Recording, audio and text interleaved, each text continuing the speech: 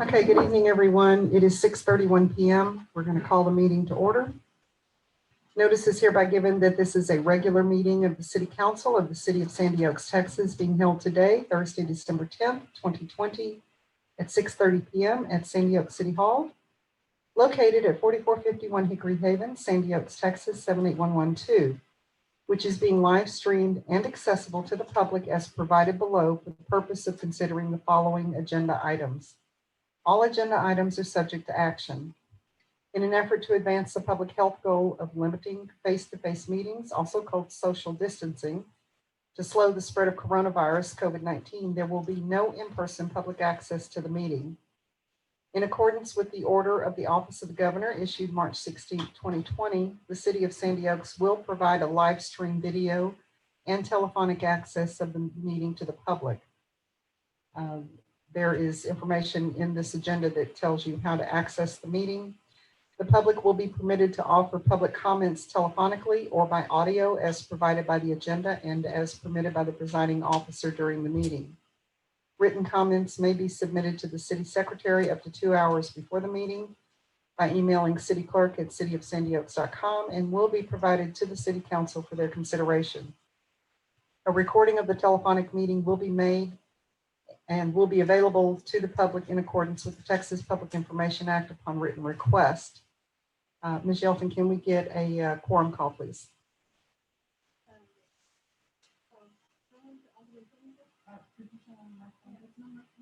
Okay, there. Alderman Fillinger. Alderman Fillinger, thank you. Alderman Rapino. Alderman Crickmer. Alderman Bricken. Alderman Puente. And we have the City Attorney Cassandra Ortiz on Zoom, and you do have a quorum. Thank you. We'll move on to item 2, which is Pledge of Allegiance. Please stand.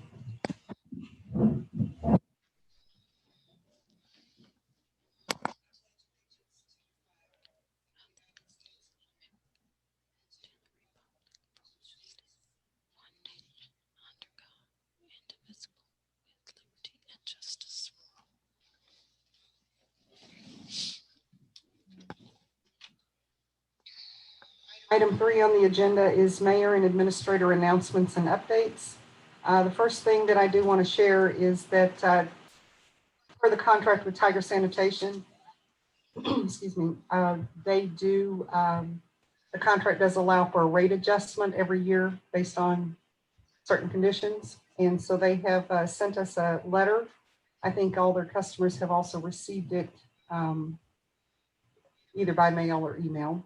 And so effective January 1st of 2021, they're going to do a rate adjustment, and the rate adjustment will be 2.8%.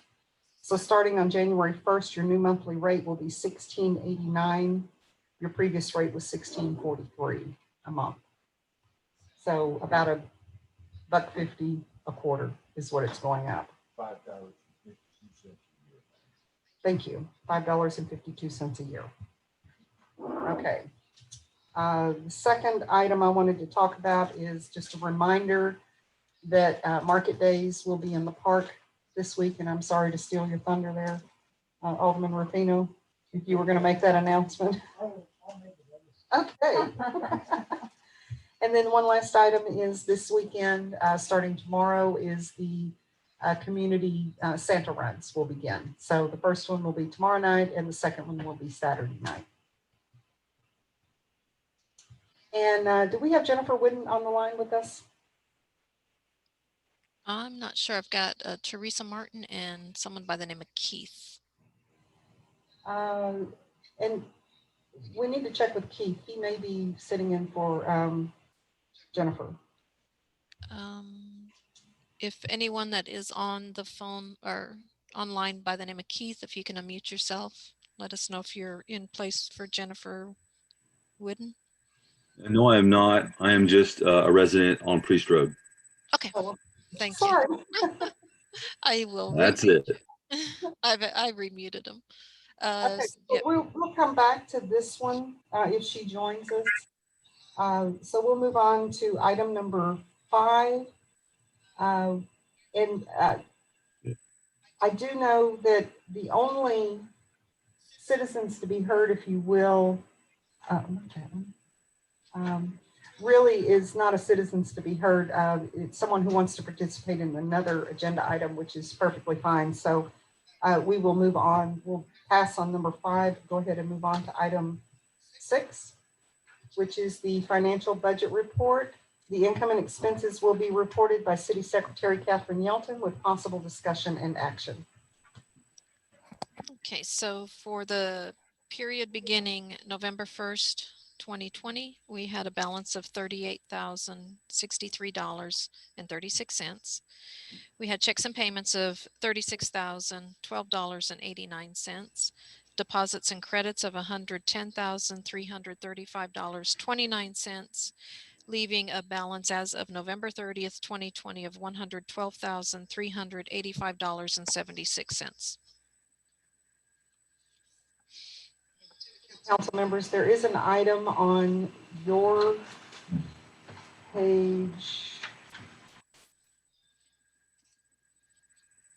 Go back to the next to the last page. And you look here under an item that says Marshall's Department Supplies. That number is incorrect and has been adjusted. So I just wanted you we moved, it was incorrectly assigned on supplies when it should have been Marshall's salary, which was the next line above it.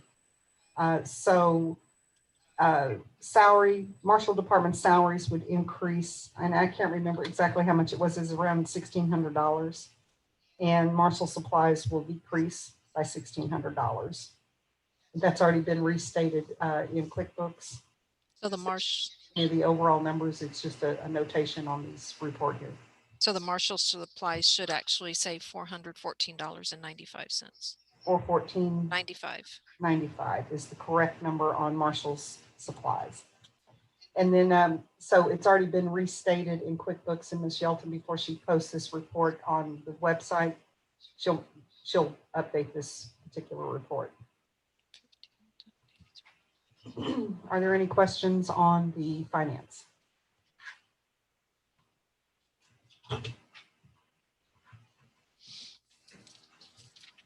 If there's no questions, I will entertain a motion. That we accept the financial and budget report as expressed.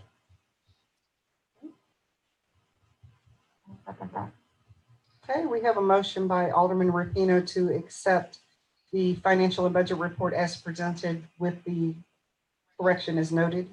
We have a second by Alderman Puente. All in favor say aye. Aye. Opposed? Okay, that motion carries. Unanimous. Item number 7 is the consent agenda. Ms. Yelton, do we have the minutes? No, ma'am, we do not. Okay, No, we do not. So all matters listed under consent agenda are considered routine by the City Council of the City of Sandy Oaks and will be enacted by one motion. There will not be separate discussion of these items. If discussion is desired, that item will be removed from the consent agenda and will be considered separately. As presented on the agenda, there are 2 items. Item A is approve October 2020 City Attorney Invoice number 1262 from Casan and Ortiz, not to exceed $2,655. Item B is approve the minutes from the November 12th, 2020 regular City Council meeting. I'm going to go ahead and pull that, so that leaves only item A.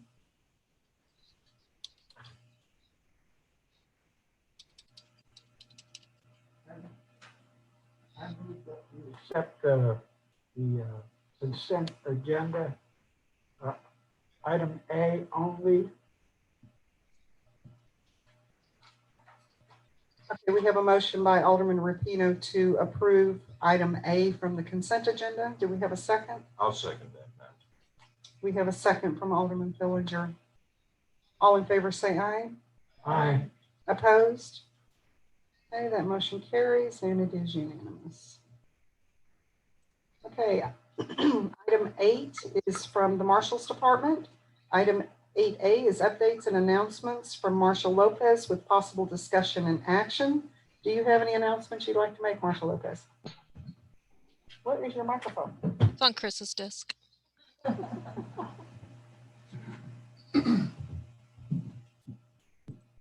No, ma'am. Thank you, sir. We'll move on to item 8B. Presentation of monthly report by Marshall Lopez with possible discussion and action. And you are up, Ms. Marshall Lopez. Thank you, ma'am. Good evening, ladies and gentlemen. For November's numbers, I guess we'll put it that way. For court defendants would be 79 for the month of November, totaling for 736 court defendants total for the year. Cases submitted for November was 108, and for the year, you're looking at 1147. 61 traffic stops were conducted for the month of November, and total for the year at 1450. 55 citations were given out. Total for the year was, you're looking at 1047. Warnings for this month were 38, and for the year, you're looking at 662 warnings for the year. For the month of November, for arrest, we're at 9. Total for the year, you were looking at 85 total for the year. We had 3 civil matters for a total of 55 for the year, and we had 1 disturbance totaling for 25 for the year. Emergency detention was 7 for the year, and 3 EMS assists for a total of 34 assists for the year. 1 information report, total of 8 for the year. 1 suspicious call for service, and 12 for the year. And then assist other agencies, we had 4 for a total of 18. And then 2 criminal mischief reports, total of 5 for the year. Animal calls were 2, total of 16, and 1 harassment for a total of 4. And if you look at the other sheet for the individuals or suspects for the month of November, resulting from assault, bodily injury, 1 out-of-scope warrant, burglary of habitation, 3 SAPD warrants as well, 1 assault and another burglary of habitation. Lopez, I do have a question for you on the report. Could you elaborate best you can, or what you can share on where you're assisting other agencies? Could you give me an idea of what other agencies you would be assisting? Calls for service, depending, assisting Atascosa County and assisting Bexar County when they have an officer close to our area and there's not another officer in our area, in their area. So we assist them for, safety, depending on the call, the nature of the call, like a disturbance or domestic issue. We don't want them going out there by themselves until, obviously we're just, for their safety until another officer from Bexar County shows up. Same thing with Elmendorf as well. If they need assistance, it's not too far away. Any other law enforcement when it comes to DPS as well. Any law enforcement agency that needs help in the surrounding area. And we've had the same thing where Elmendorf has had to assist us on calls because there's counties either busy or they're just too far out to help us with our calls service as well. So those are assisting other law enforcement agencies? Yes, ma'am. Okay, that was what I needed. Thank you. Okay, does anyone have any questions for Marshall Lopez on his report? No questions, but a big thank you, sir. Thank you, sir. You're welcome. Okay, there's no action needed on that. And Marshall Lopez, you're free to go home or wherever it is you go when you leave here. Where you stay. Item 9A, Animal Control, updates and announcements from Animal Control Advisory Committee with possible discussion and action. I have no announcements on behalf of that now vacant seat. So we will just, I'll go ahead and pull that one from the agenda. We'll move on to item 9B. Presentation of monthly report by ACO Maldonado with possible discussion and action. Christopher, you're up. Good evening, everyone. of November, we had a total of 23 cases, include a bite, scratch, cruelty or neglect, and then stray animals took the majority of the calls. For the month of November, we had a 14 count of animals that we had, actually 15 intake animals that we impounded.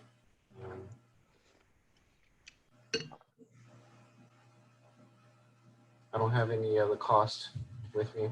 I don't think we taken too many to the vet in the last month. But next month, we're gonna have a different report. We're gonna start introducing citations, warnings presented and stuff like that. So if you have any ideas for me, I know the marshal might want to put some more things on there, but we're gonna start doing a different process for the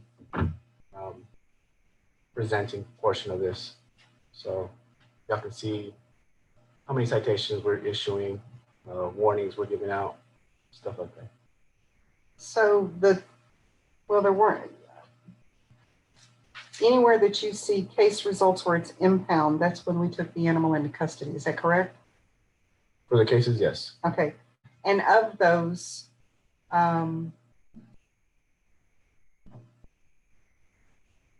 are owners retrieving those animals? Yes. Okay. And how many animals do we have in custody today? As of now, we have 4. Okay. Are they all updated on Pet Point? Yes. Perfect. Okay. Hey, are there any questions for Mr. Maldonado? I have a question about the raccoon. Can you fill that in a little bit? Is that somebody's pet raccoon?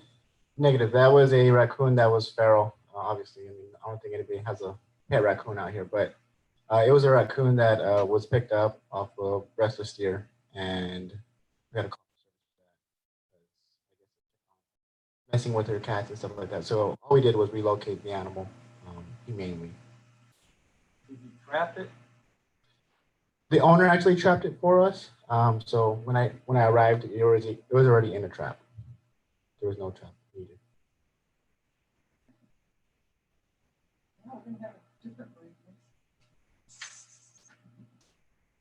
Any more questions?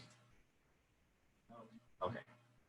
And thank you, Chris, for all the hard work that you do as well. Very much appreciated. Appreciate it. And you too, sir, are free to go or you may stay. Item C, discuss and or possible action on nominating and appointing one alderman to fill the vacancy on the Animal Control Advisory Committee and an alderman to serve as chairperson of the Animal Control Advisory Committee. So if you recall, when Ms. Walker was on council, she served in that capacity. She filled the vacancy was created when she left office, and she also was the chairperson for that. So I would like to nominate Alderman Bricken to serve in that capacity as the chairperson and to fill the vacancy. Would you be willing to accept that nomination? Okay, so there you go. And with that, I need a motion. Make a motion for Alderman Bricken to accept the nomination to be on the Animal Control Advisory Committee. Oh, yeah. Okay, I will. You want me to do it again? Does he have to do it again? Let me check.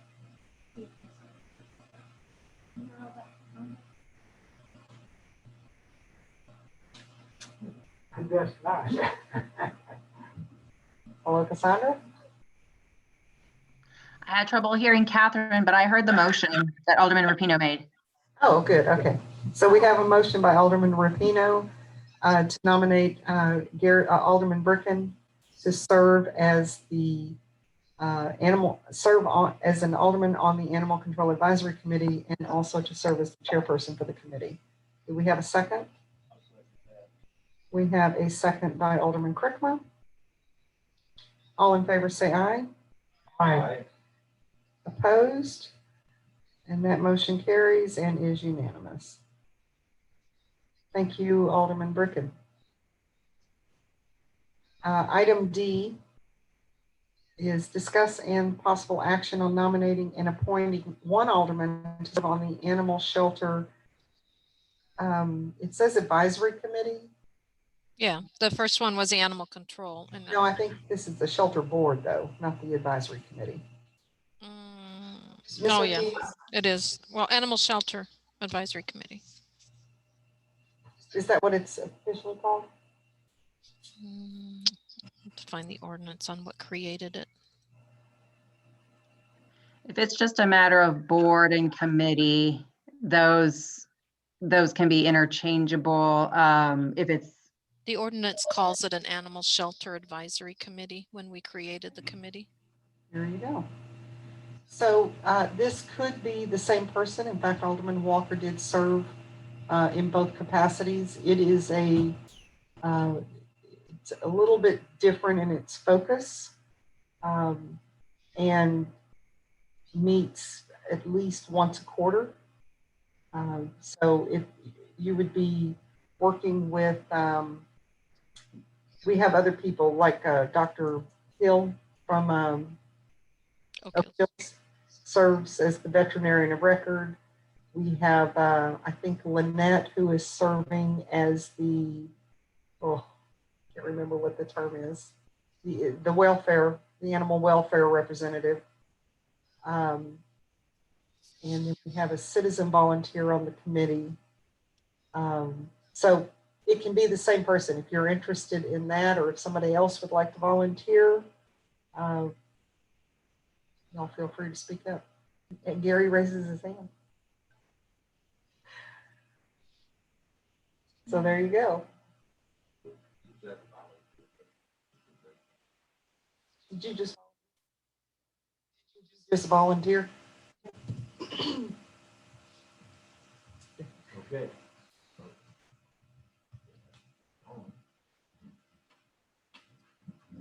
Okay, I will try this. I move that we accept, that we appoint.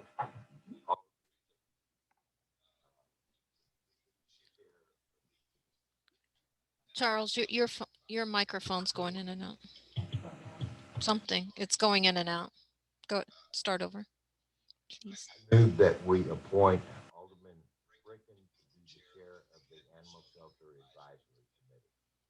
May I ask Cassandra if she heard that? For some reason, when at any microphone. it was that he- low, but I heard it. I Okay, heard- all right, as long as you heard it. So we have a motion by Alderman Fillinger to appoint Alderman Bricken to serve on the Animal Shelter Advisory Committee. Do we have a second? I'll second that.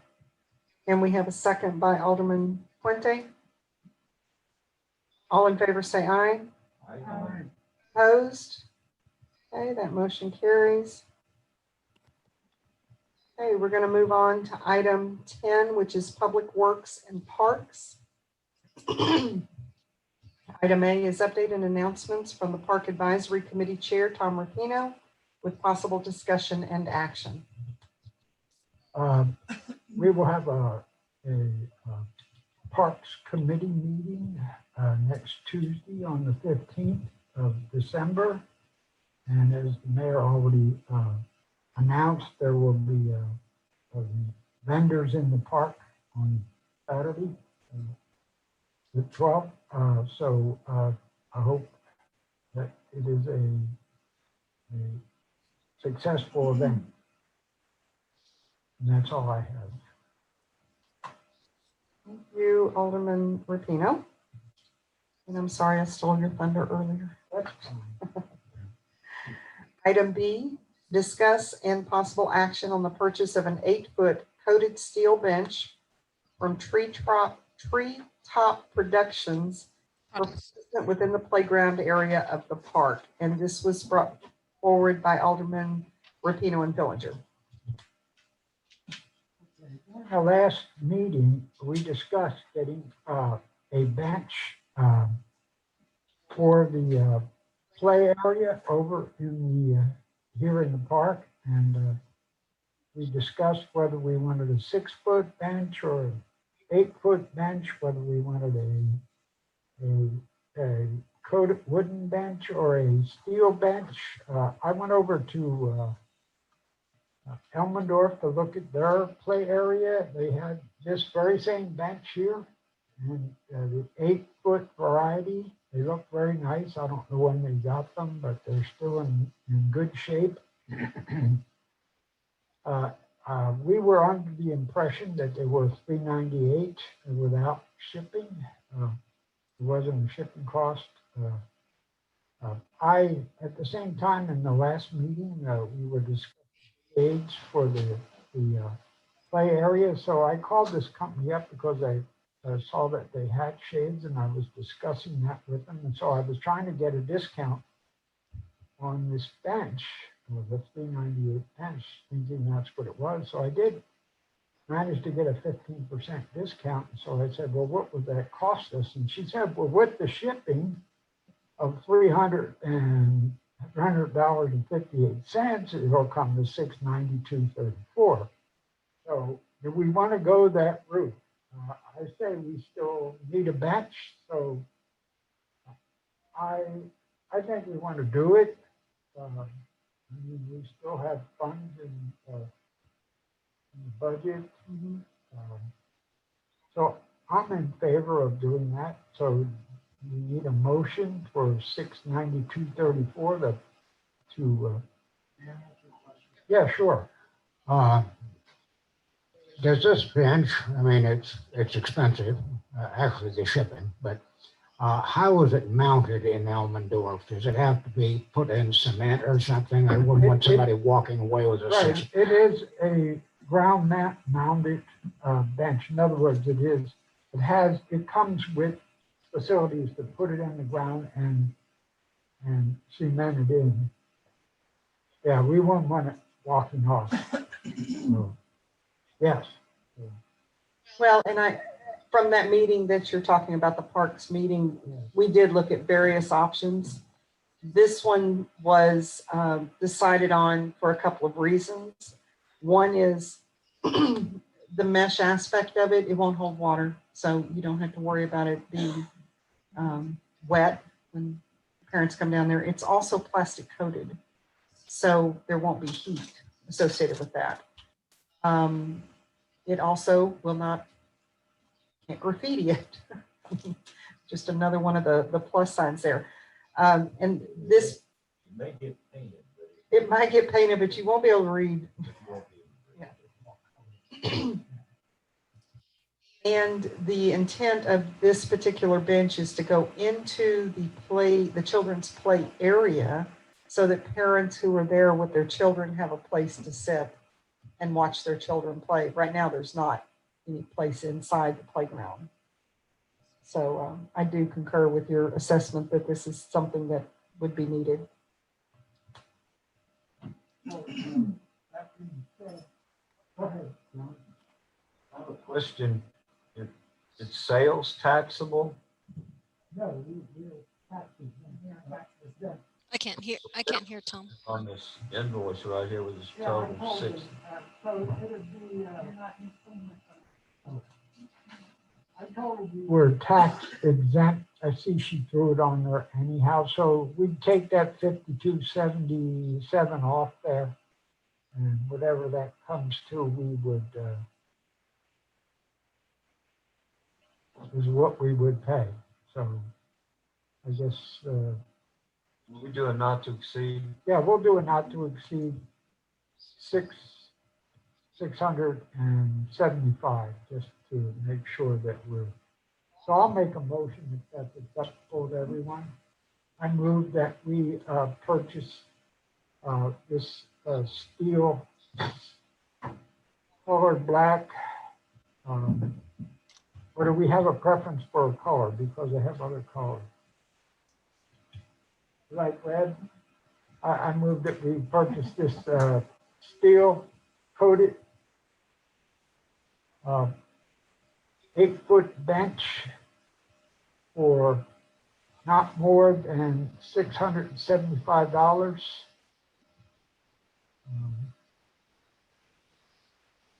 I guess this 8-foot red coated steel bench for not more than $675.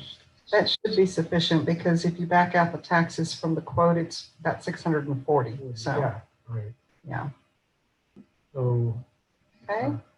So we have a motion by Alderman Rapino to purchase the Super Saver outdoor bench, 8-foot in the color of red for a price not to exceed $675.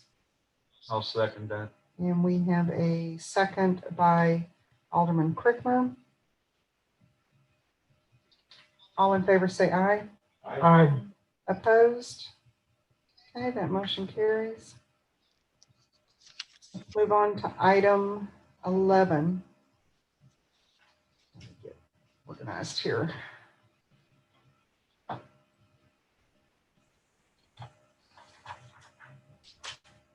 11A, discuss under possible action on ordinance 2020-176, an ordinance of the City Council of the City of Sandy Oaks, Texas, providing for procedures for licenses to encroach, for findings of fact, repealer, severability, and enforcement, establishing effective date and proper notice and meeting. So we have, not it. Here. We have Teresa Martin who is on the line with us. And Ms. Martin, if you'd like to unmute your phone so you can participate in the discussion. This particular ordinance has come about because there is a contract for sale on a piece of property that exists at the corner of Waterwood Pass and Silver Chalice. It's been for sale for some time. And what has happened is the bank and the title company, in going through their normal procedures, have determined that the not only the mobile home, but the garage that's in the back of the property, both have encroached on the utility easement. And so the sale is being held up until we can get this resolved. Ms. Cunningham is the one that I've been working with, who is the listing agent. And as I understand it, Ms. Martin is the seller's agent, the buyer's agent, sorry. So I've been working with Ms. Ortiz to define how we go about addressing this, because up until this point, we have not had a process or procedure in place to address anything that would come up like this. And in the meantime, what I did was I did confirm with Ms. Cunningham that the survey that she presented to me was recent, and it was. And so I turned in a ticket with the 811 that before you dig, they'll come out and mark all the utilities. Because if there truly was an encroachment on a utility, as opposed to just the utility easement, this could be a totally different discussion altogether. But because that is not the case, the only utilities underground that were flagged were Alamo Broadband, and those are just traveling on Waterwood Paths at the front of the property. This is actually on the Silver Chalice side, where the property, their fence line and the buildings themselves are over the 15-foot easement. And so, Ms. Ortiz, if you don't mind, would you kind of give us your assessment on how the ordinance, the agreement, how all this is going to work for those, for Ms. Martin who's on the phone, and also the council members that are present? Yes, and let me So because the city had no, I think the title company informed them that they needed a type of variance from the city. But I didn't see this as a variance. It's not really a zoning matter. It's more of it's more of a license issue. So the ordinance would establish the procedure to give any type of property owner that does have an encroachment where something on their property, an improvement on their property, a structure on their property is encroaching into a right of way, a street, an alley of the city. If it doesn't harm the property or the residents or the utilities, it's probably harmless to grant the encroachment. So what the ordinance would do is establish a procedure for a license agreement. So it wouldn't be a right in the property necessarily. It would just be a license to use that particular property for the encroachment. Under the ordinance, the city would be able to revoke the license if the city then does need that portion of the property and the encroachment is interfering with that need. But if it's just going into what would be a right of way of the city, but not interfering with any other property rights of any other persons or any other utilities, the council can consider that and grant the easement or a license for the encroachment. So first, there is the ordinance establishing the procedure. This would fall under the 2 reading rule. And then the next agenda item would be the actual encroachment agreement. Council can establish a fee, look into or investigate whether the encroachment would be harmful to the city or any other residents. And then the property owner would have to agree to any type of agreement.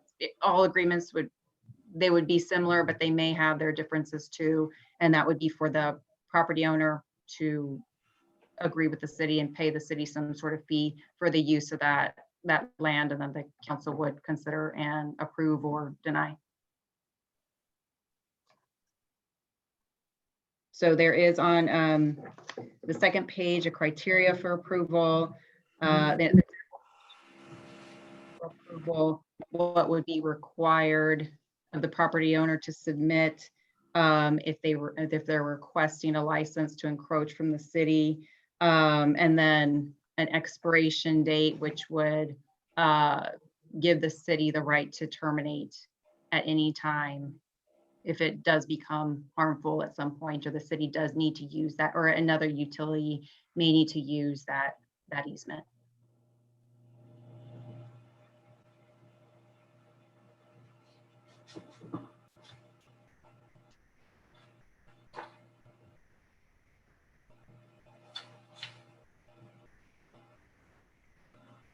Okay.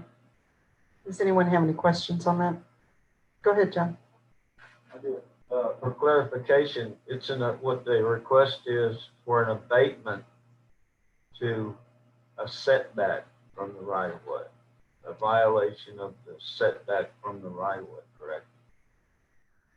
Is that correct, Ms. Ortiz? A setback would be different. That would probably be a variance zoning issue. From the survey, they are actually going into the right of way, into the 15-foot easement. And so they're encroaching onto what is public city property. Yeah, so I understand what you're saying. Yeah, on the back page, it has.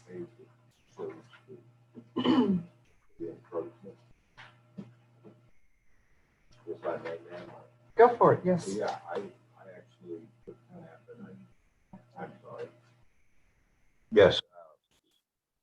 I took the map that's on the back page with the license agreement and went to the property and took a look at it.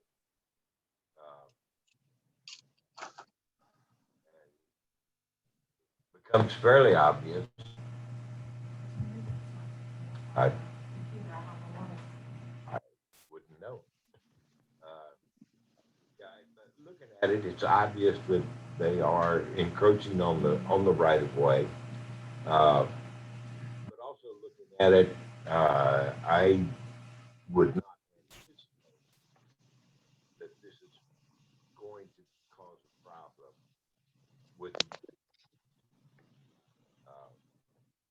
So that said, I would move that we adopt ordinance number 2020-176, an ordinance of the City Council of the City of San Diego providing for procedure for licenses and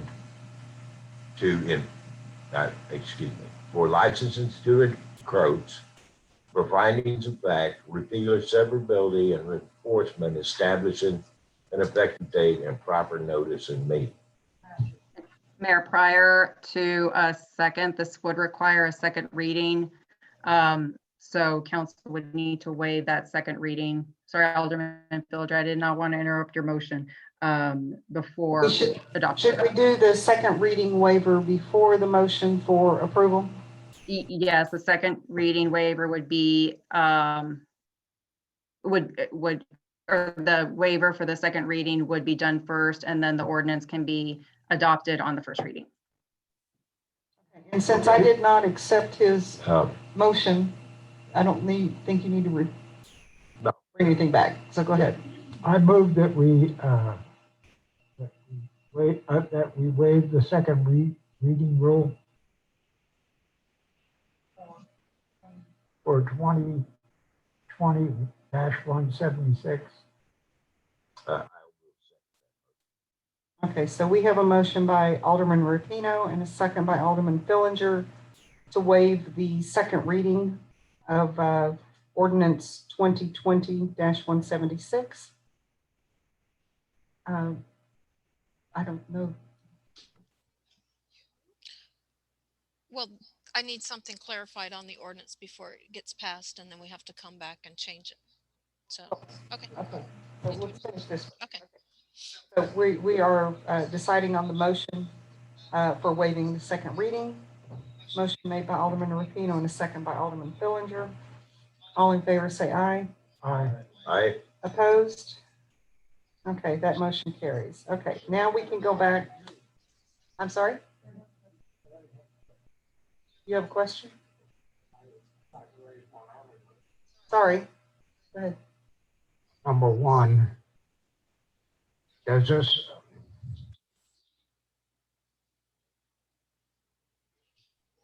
doing right here, is this a singular issue involving this property only? Or is it setting in motion something else? And Ms. Ortiz, correct me if I'm wrong, but this would apply to any other situation that would come up that is similar. But then there's the next item we'll address on the agenda is the agreement that goes with that. So this particular agreement is specific to this particular property. The ordinance would apply overall. Is that correct, Ms. Ortiz? That's correct. I can't hear you. Interfere. I mean, I see your point, and in another city, it would just be a variance, but it doesn't override in the future the fact that it's involving deed restrictions, which we have no control over. That is correct. We have no control over deed restrictions. In the future, this could be readdressed. Once planning and zoning is in place, we could shift this over to a P&Z issue and go with the traditional variance that you're referencing. But since we don't have that in place, this is our option for addressing this particular situation. Okay, I understand. Okay, so now we may go back to whether, is there any other questions on this particular ordinance? Okay, Ms. Shelton did have a question. Go ahead. Cassandra, since this has a penalty, should the effective date be upon publication or immediately? Oh, you're right. It should be upon publication. So with a section penalty. 6 needs to change. Okay, thank you. So what's the correct wording that needs to be on there? Effective upon publication? Yeah, effective upon publication pursuant to, I think it's chapter 54, 52 of the local government code. As required by 52.011 of the local government code. Yes. 001 local government code? 52.011 of the local government code. 011 or 001? 011. 011. This ordinance shall take effect immediately upon its publication as required by section 52.011 of the local government code. Okay. That's all I had. Thank you. Thank you for catching that.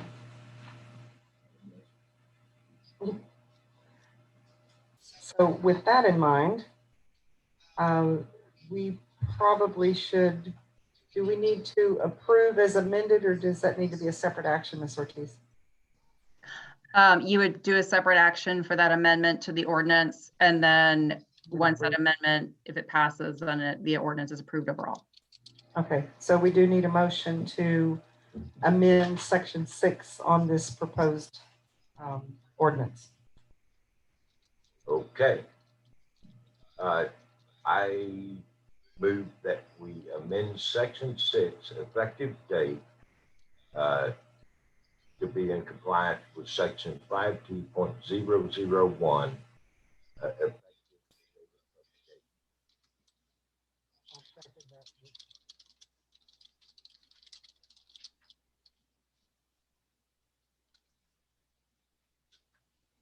Okay, so we have a motion by Alderman Fillinger with a second by Alderman Rapino to amend the proposed ordinance 2020-176 to read section 6 to be in compliance with section 52.011 of the local government code and would be effective upon publication. All in favor say aye. Aye. Opposed? Okay, that motion carries. Now we need to actually make a motion to approve the ordinance as amended. Okay. I move that we approve ordinance number 2020-176 as amended. And I'll second that motion. Okay, so we have a motion by Alderman Fillinger and a second by Alderman Rapino to approve ordinance 2020-176 as amended. All in favor say aye. Aye. Opposed? Okay, that motion carries. Ms. Martin, are you still on the line with us? Yes, ma'am. Okay, your questions will probably come up related to the next agenda item. Have you had an opportunity to review the license agreement? No, ma'am. Okay, Like I said, Miss Cunningham was doing it. I'm just taking her place for tonight. okay. Okay, so we'll move on to item 11B, which is discuss and possible action on an agreement for the encroachment of a structure or structures located at 3722 Waterwood Pass in the city's right-of-way and or general utility easement. And you each have a copy of this agreement.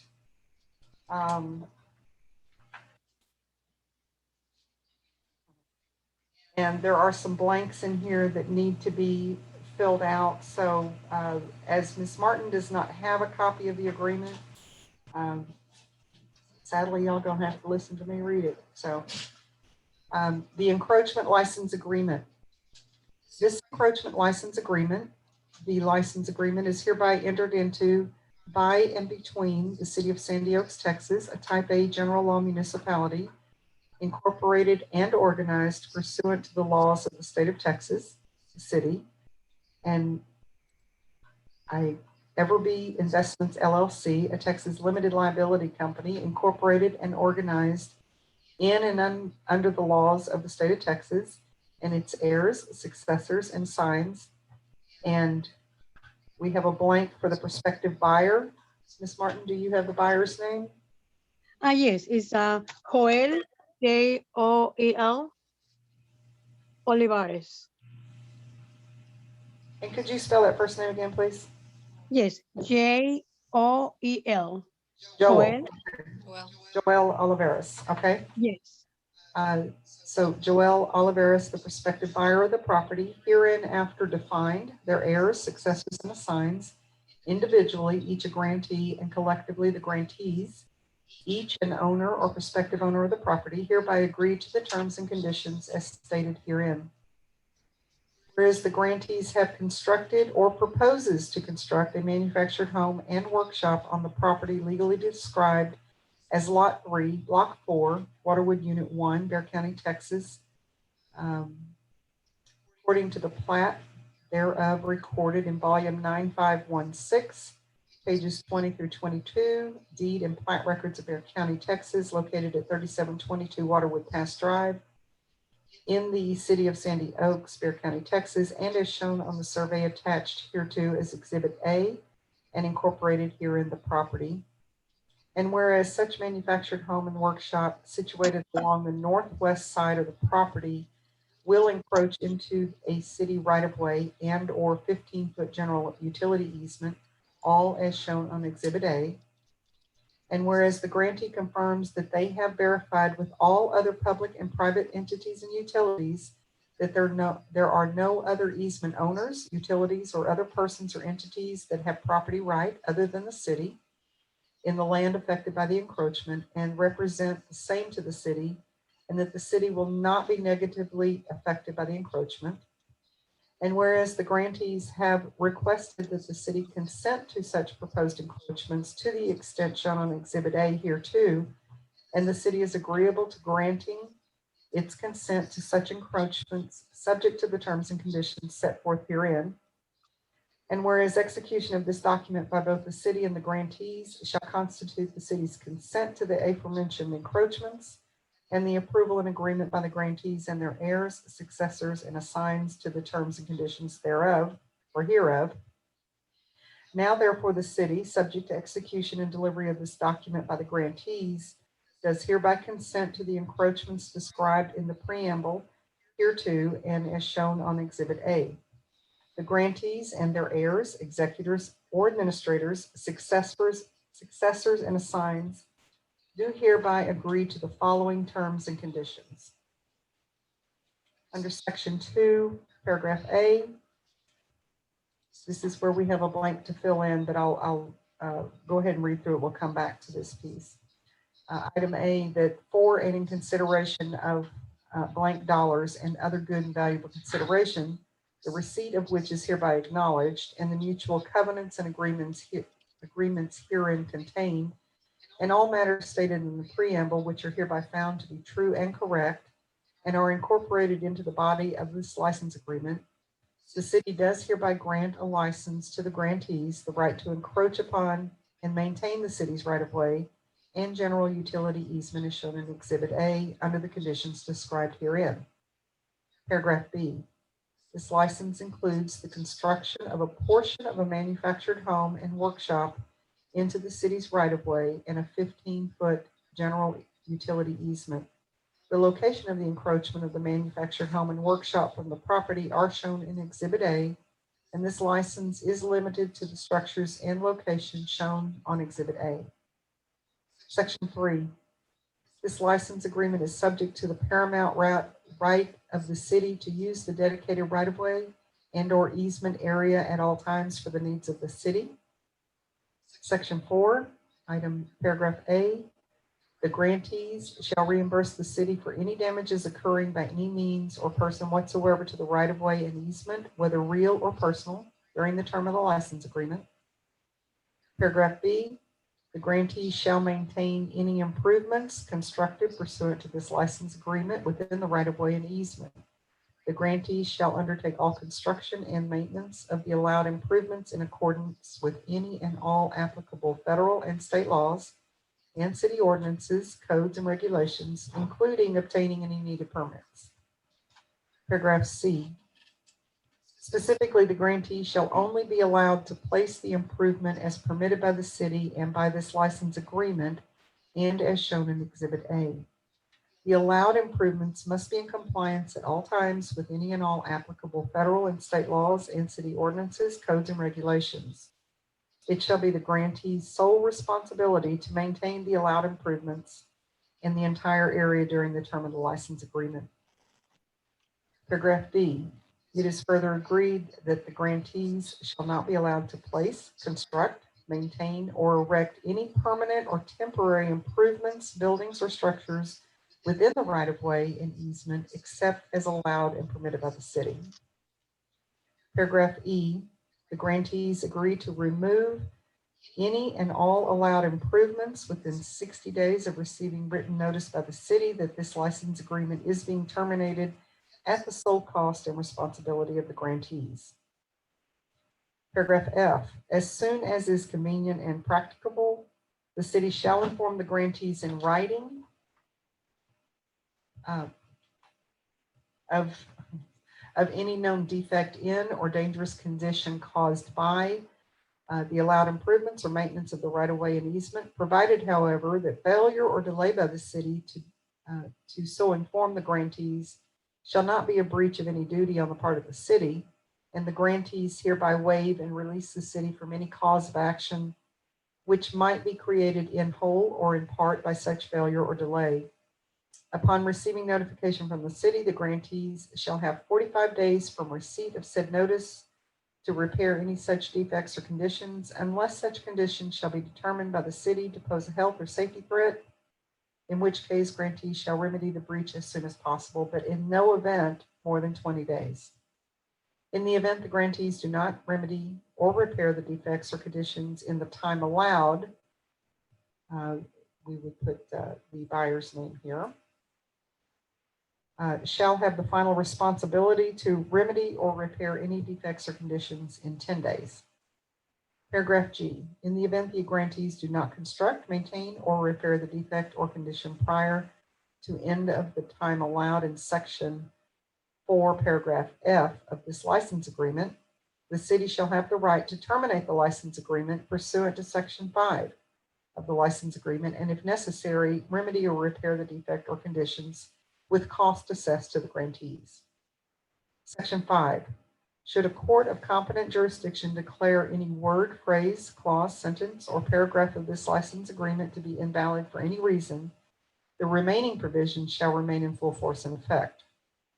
Section 6. The license agreement shall continue in effect until the city gives 60 days notice of its right to terminate the same. The city may terminate this license agreement at any time at the sole discretion of the city. Section 7. This license agreement may only be assigned or sublicensed upon the written consent of the city. Section 8, Paragraph A. The grantees hereby agree to indemnify, release, and hold harmless the city, its elected officials, agents, officers, employees, attorneys, agents, representatives, successors, and assigns from and against any and all cost, expenses, liability, claims, damage, or injury to the property, persons, or death to persons, or other loss occurring as a result of said improvement within the right-of-way and easement or grantee's use of the right-of-way and easement which arise directly or indirectly out of the existence, condition, repair, maintenance, construction, reconstruction, removal, or other operations of the city during the term of this license agreement. This paragraph shall survive the termination of the license agreement for any liability, claims, injury to property, persons, or death which occurred or accrued during the term of this license agreement. Paragraph B, grantees further agree to indemnify and hold harmless the city, its elected officials, agents, officers, employees, attorneys, agents, representatives, successors, and assigns over and above those costs and expenses which, in the absence of such encroachments, would normally have been incurred by the city in the repair, reconstruction, relocation, enlargement, or maintenance of the existing works and facilities of the city situated within the right-of-way and easement. Paragraph C, the city, in granting its consent to the encroachments described herein, and granting this license agreement make no warranties of any kind, and specifically makes no warranties of use or of title, general, special, or otherwise. Paragraph D, by signing this agreement, the signatory on behalf of the grantee or grantees guarantees that he or she may lawfully bind the grantee or grantees to this license agreement and has the authority on behalf of the grantee. The city takes no responsibility for any misrepresentation of either the signatory on behalf of the grantee or grantees or the grantee by granting the license agreement. So then we would, the city would approve this as presented, and then there is a notary that would be required on here. And this is only for me to sign, Ms. Ortiz? Well, Mayor, I have just a couple comments. My understanding from some of the emails to the county and the other utilities was that it was a workshop, but then I believe this tonight, it was said it was a garage. So any reference to the workshop should probably be a garage or whatever that structure is. And then on the third page, paragraph G, that there's a reference to section 5 that needs to be section 6. But yes, it's to answer your question, it is for you to sign. However, council, what I think council should probably, or council can have two options, either have the prospective buyer and Everby Investments sign the agreement, bring it back to council in case they do have any changes or in case they aren't willing to sign it, or council can approve the agreement and give you authority to sign upon both their signatures.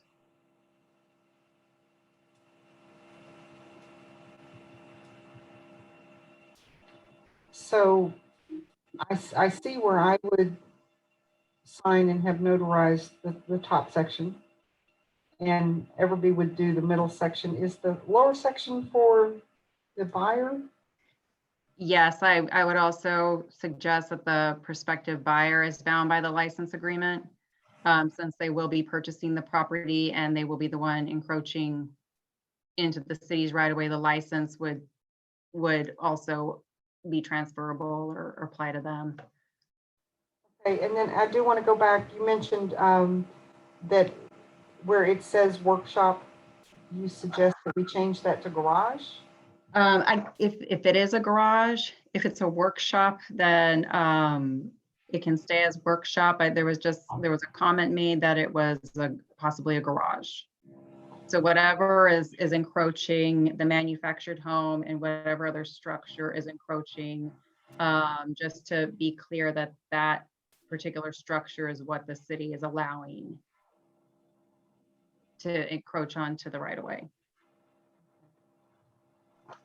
Could we just change it to be workshop or garage or outbuilding or outbuilding? Would that work if we change that to outbuilding? I think so, as long as the city knows, as long as everyone knows what type of structure is allowed to be encroached. I guess it could have if it's ever changed from one type of structure to another, that may be an issue. So whatever the city is allowing onto the property should be the reference in the agreement. May I say something? Yes, ma'am, please. It is a workshop. It's not a garage. And that may be what it is today. And I think that the question is, if they change the use and we've referred to it as workshop and they decide to use it as a garage. And I think that's what we're trying to do, is just come up with adequate wording that would address it regardless of its use. I don't believe that it matters whether we call it a garage or a workshop, since it is clearly shown on attachment A. It's identified. Yeah, and that's why I guess the agreement references Exhibit A. So it is whatever the structure is on Exhibit A would be the final definition or description. So I would like to suggest that perhaps we refer to it as the outbuilding as identified on Exhibit A, and that kind of covers it, I think. Okay. So we would need a motion to amend the proposed ordinance to change anything where it This says, is a license agreement. I'm sorry, license agreement. I'm still stuck on the other one. Anywhere that it says workshop, to change the wording to something else.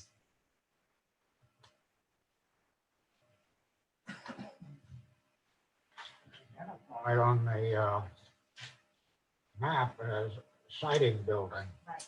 Okay, why can't we call it the siding building? That way, We can call it whatever we want, well, I mean, but somebody looking at the map was wondering where the garage or the workshop or the out siding building. so we could say siding building as identified on Exhibit A. Yeah. Yeah, that would work. Ms. Martin, Yes. is there anything in this license agreement that either yourself or as a representative of the buyer that would cause concern for you? No.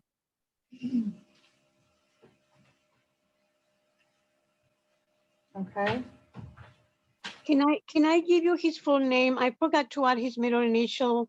And also there's two buyers. I apologize. Can I give you both of their full names? Sure. Okay, the first one is like the one I gave you, Joel, middle initial R, Olivares Jr. Okay. And his father is Joel R. Olivares Villarreal. It's Villarreal, Villarreal. Okay. And the license agreement would be filled out completely for signature with the correct name. So thank you for that. The only other thing that we needed to discuss was on page 2 under section 2. Ms. Ortiz, I would look to you for some recommendations or a description of what we're looking for to fill out in paragraph A. So some almost like a deed would just have a dollar value. Some have a $10 value just to represent that consideration paid by the other party. The ordinance allows for a fee as established by council, and the fee structure ordinances by the cities usually done in January, where the council assesses all the fees and reviews all the fees. So since there is no fee in place right now, that portion can be used for the fee, which could be the value of what the city is giving in the encroachment. So I don't really have a suggestion other than what that monetary value would be, or it could be just $1 or $10 amount for the consideration. So that's what I was thinking, was you'll see a lot of these type documents that are filed with the county, and it just says for consideration of $10. I think that's kind of where we're going with this. Is that correct? Yes. Okay, Alderman Fillinger, go ahead. Yeah, I would like to address this. It looks to me as though, we have we're issuing a license here. And, okay, we're issuing a license here. Anytime this comes up, this is not going to be a fill in the blank license. It's going to require our attorney to write this license. So, consideration of $10 is kind of. Audio is going out. I'm sorry. I think we should make a more realistic estimate of every time that we issue an encroachment license. So I do, I recognize that. I find that to be valuable. So Ms. Ortiz, could you give an estimate for the amount of time that you would anticipate would be required of you to prepare and be involved from start to finish on a license agreement such as this? Yeah, and I think the ordinance does provide for, either the ordinance or the license agreement provided for reimbursement to the city as a part of the fee for attorneys or consultant fees. I don't remember how long this took me to prepare. I would say it was somewhere between 2 and 4 hours for the license agreement. I want to say closer to 4 hours as far as reviewing the survey and preparing the document and just kind of look at the best way to structure the agreement. Would you anticipate any future requests to require that same amount of time? Now that there is a form created, this form can be used. A lot of it can be used. It would just be maybe the details of the actual structure or the encroachment.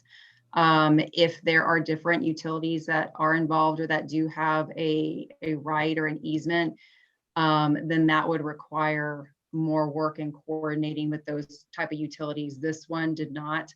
And the owner did the research and reached out to all the utilities themselves. So that I didn't have to do that. So if that does, it could require that more time. Okay, so 4 hours should be sufficient. Yeah, I would say for the future, if it's just the agreement and there's no other utilities, maybe 2 hours. If there are other utilities, it could be 4, 6, maybe 10 hours if there is a lot of negotiating back and forth as well. Okay, and Alderman Crickmer has a question. Go ahead. Yes, is this recorded with the county? Is there a recording fee? Yes, there is a recording fee, and it's done by the page count, because we just did that recently, and I did, I think, 8 pages on the last one, and it was $41 to file the 8 pages. They have a scale on the number of pages that you do. The first one I did, I think there were 6 pages. It was like $35. The 8 page was $41. Is this document recorded? It will be recorded with the county, yes. So if we looked at 4 hours, that would be $600 plus recording fees. So I mean, if you want to just pick a number.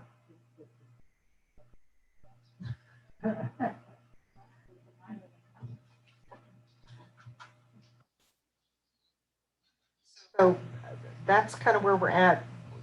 So for this particular, the procedures that we're working through right now is the council will make a recommendation and vote on populating section 2, paragraph A. Then if there are no other changes in this particular agreement, then we would approve the agreement as amended. Mayor, there just was that one change. I did not hear a motion or a change on it to Nope. section 4G. We haven't gotten there. I was explaining to the Oh, council I'm sorry. how Okay. the process is going to work. So with that, I will entertain a motion from the council on populating section 2, paragraph A.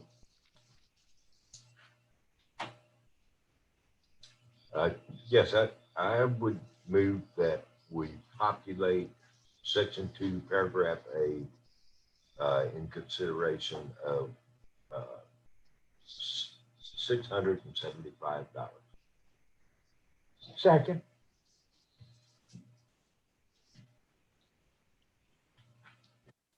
Okay, so we have a motion by Alderman Fillinger to set the the amount for section 2, paragraph A to be $675. We do have a second on that by Alderman Rapino, but before we take a vote, I'd like to offer opportunity for anyone to ask any questions, or just because a motion has been made, you don't always have to approve it. You can modify it. If it doesn't pass, then we come back and we try again. Motion to be amended. Yes. That's a number I. When we, Microphone, please. when we discuss,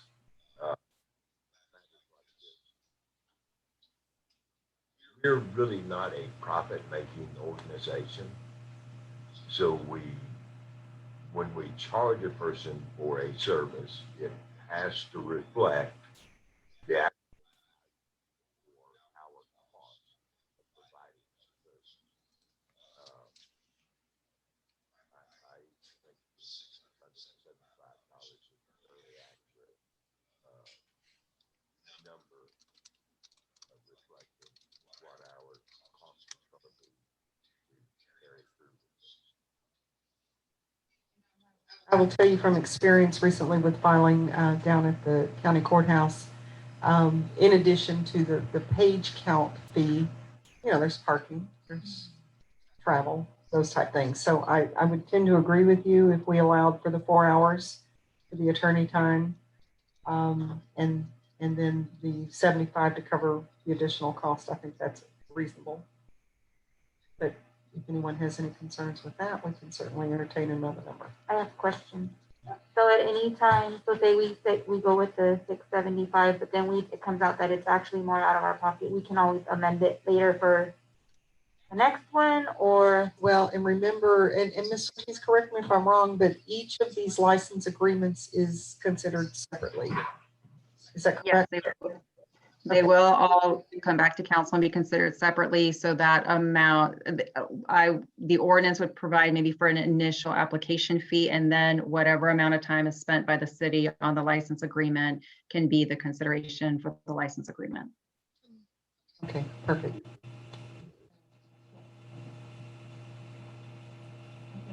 Is there any other discussion on this item? So what we would be doing is, again, we would be approving the entry for section 2, paragraph A. And then remember, we also are going to reword anywhere that there is we need to make a motion on that piece as well. So where it says workshop, we came up with a different term that you wanted to use. So we're going to have a motion for that. We're going to have a motion for section 2. I'm sorry. Section 2, paragraph A. You have a motion on the table. Oh, sorry. Okay, so we do have a motion for section 2, paragraph A. And a second. I'm sorry? And a second. And a second. Yes, we do. So all in favor, say aye. Opposed? Okay, that portion carries. We need to address the wording. Yep. Needs to be corrected. Paragraph B. Where you? No. Because the word workshop appears throughout this license agreement, and that's what we're changing it to, something else that y'all find more palatable.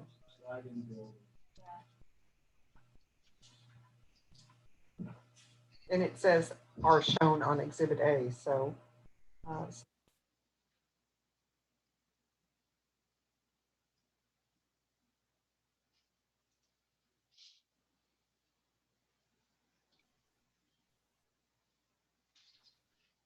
I don't know that we need to address every appearance of that word. I think you can do a blanket. Okay, I would move that we amend the license agreement by replacing the word workshop with the phrase siding building in every appearance of workshop in the,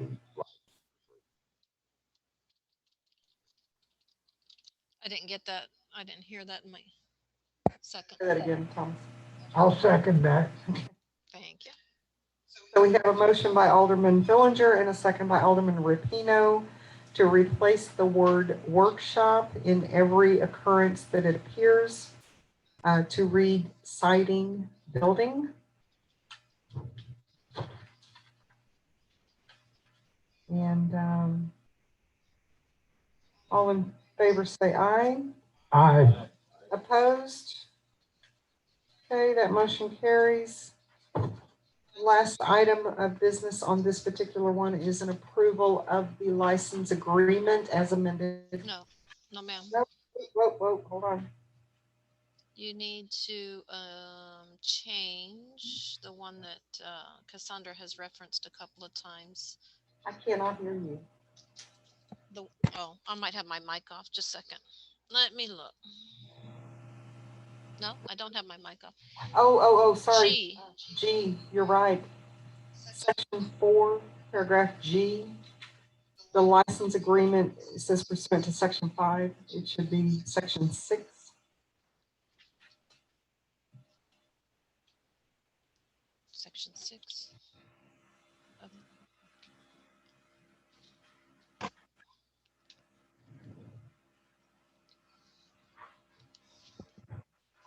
Is that correct, Catherine?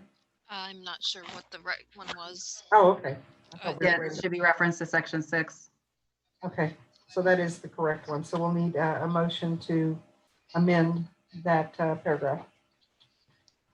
I make a motion that we amend the encroachment licensing agreement, section 4G, to say section 6 instead of section 5. Okay, we have a motion by Alderman Crickmer to amend section 4, paragraph G, referencing section 5 of the license agreement. It should be reading as section 6 of the license agreement. Do we have a second? I'll second that. Wait a minute. Again? Okay, hold on. We're backing up. As I read this, unless I've gone completely blind. First of all, yeah, microphone, please. As I read this, unless I've gone completely blind, section 4, paragraph G says, in the event the grantees do not construct, maintain, or repair the defect or condition time allowed in section 4F of this license agreement, the city shall have the right to terminate.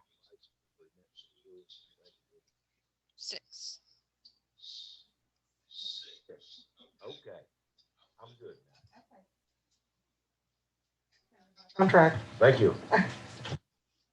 I'll second. So, hold on. I wrote down, Alderman Crickmer made a motion to amend section 2, paragraph G. Section. I'm sorry, 4. Section 4, paragraph G, to amend the reference to section 5 of the license agreement to read section 6 of the license agreement. We have a second by Alderman Puente. So all in favor say aye. Aye. Opposed? Okay, that motion carries. Ms. Martin, are you still with us? Yes, ma'am. Oh, there you are. Okay. So what will happen, we have now approved this, and what will happen is I will get in touch with Ms. Cunningham tomorrow and let her know what has occurred. And we do have a license agreement that your buyers can sign and move forward with the transaction if they're so inclined to do so. Well, I thank you very much. Wait. Sorry, we have one more thing. Go ahead, Ms. Martin.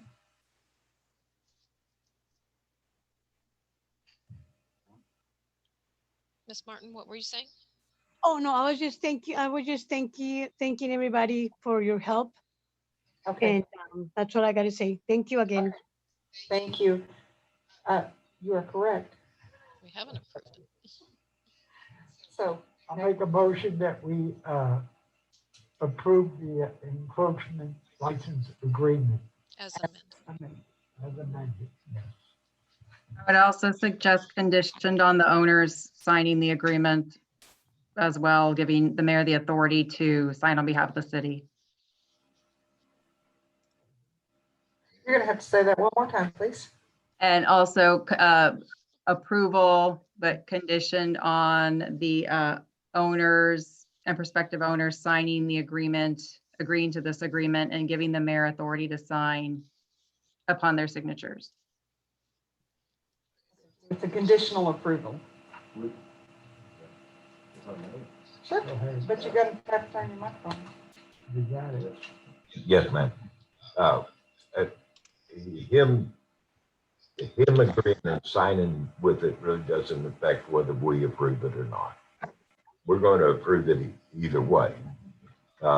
We authorize Mayor Paul to sign and notarize and file this agreement with the county. So, Mr. Rufino, would you like to? Well, and that doesn't occur unless Unless. the buyer But agrees to it. We But yes. would. Doesn't agree with it or wants to renegotiate, we'll talk to him next month. And so what are you suggesting that Alderman Rufino do with this motion? I would say Alderman Rapino should restate his motion.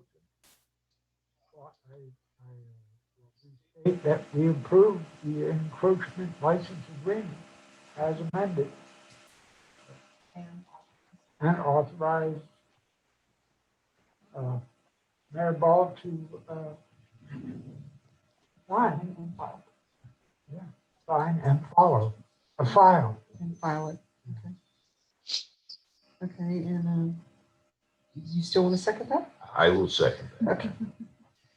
So we have a motion by Alderman Rapino and a second by Alderman Fillinger approving the license agreement as amended and authorizing myself to sign on behalf of the city and file the document with the county.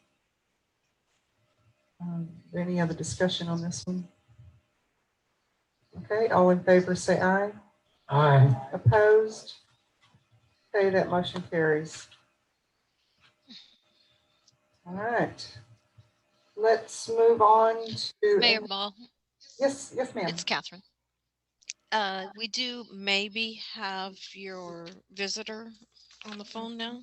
Oh, Jennifer, is Jennifer on the line? There's someone that signed in with an LG phone. I'm not sure who that is. that's, I don't know who that is. LG, whoever signed in with an LG Stylo 5 phone, could you identify yourself, please? Okay, maybe it's not Jennifer. You go ahead then. Okay.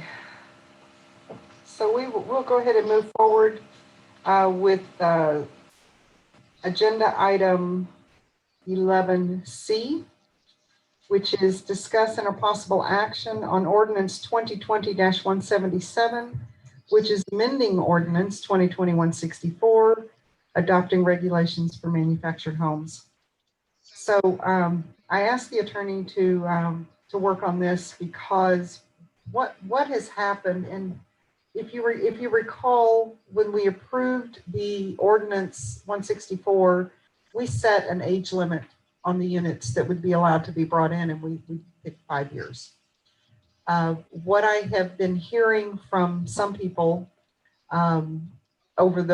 since we have passed that is that, and totally related to the pandemic and the current economic situation that everyone is dealing with right now, that has presented a bit of a hardship for some people. So I wanted to bring this back and ask the council to consider changing the age restriction limitation that currently exists from 5 to 15 years, with potential caveat that there be possibly discussion and additional consideration to set that up on perhaps a step down plan. So we would set it for 15 for this year, and perhaps look at closing that gap over a period of time to get back to the 5-year, which was the ultimate goal to begin with. This would allow some flexibility and kind of easing the restrictions that we have in place to kind of help people out right now, but ultimately give us an opportunity to get back to where we originally wanted to be. So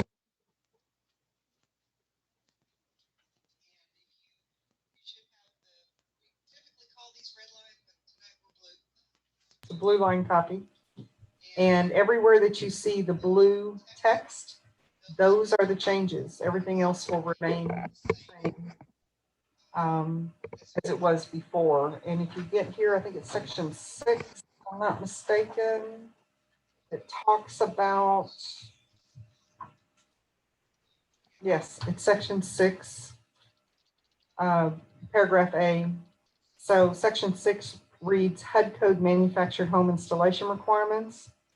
The approval of an application for the erection, replacement, or installation of a manufactured home and mobile home replacement shall be conditional, provided the following requirements can be met. So paragraph A says manufactured homes shall not exceed the minimum age requirement of 5 years from the date of application. That's the original read. We're proposing to change it now to say manufactured homes proposed to be installed on a lot in the city previously unoccupied by a HUD code manufactured home shall not exceed the minimum age requirements of 15 years from the date of application. Now, what's not in here, and I would ask Ms. Ortiz about this, is if we wanted to address the step down on the ages, would we address that at this time, or would we bring this ordinance back in the future, assuming that we wanted to change it, or can we take care of it here? You can take care of it here if that's my understanding was you wanted to, it was a 15-year, but to bring the 5 years back eventually. So I don't think I'm understanding your set question. a time limit on this, or we could set a different, there's a number of options that y'all have available to you. If you just, and it can be as complicated or as simple as we want it to be.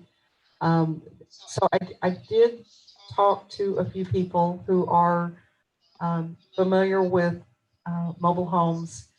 My thought was if the unit has a useful life remaining of 50% or more, it would make sense to perhaps allow that. I was pretty much told that 15 years is kind of pushing that limit a little bit, but I don't have any experience with mobile homes, so I'm kind of at a loss. I'm relying on other people to kind of give me some input and guidance on that. Maybe 15 is not the right number. I'll leave that up to you.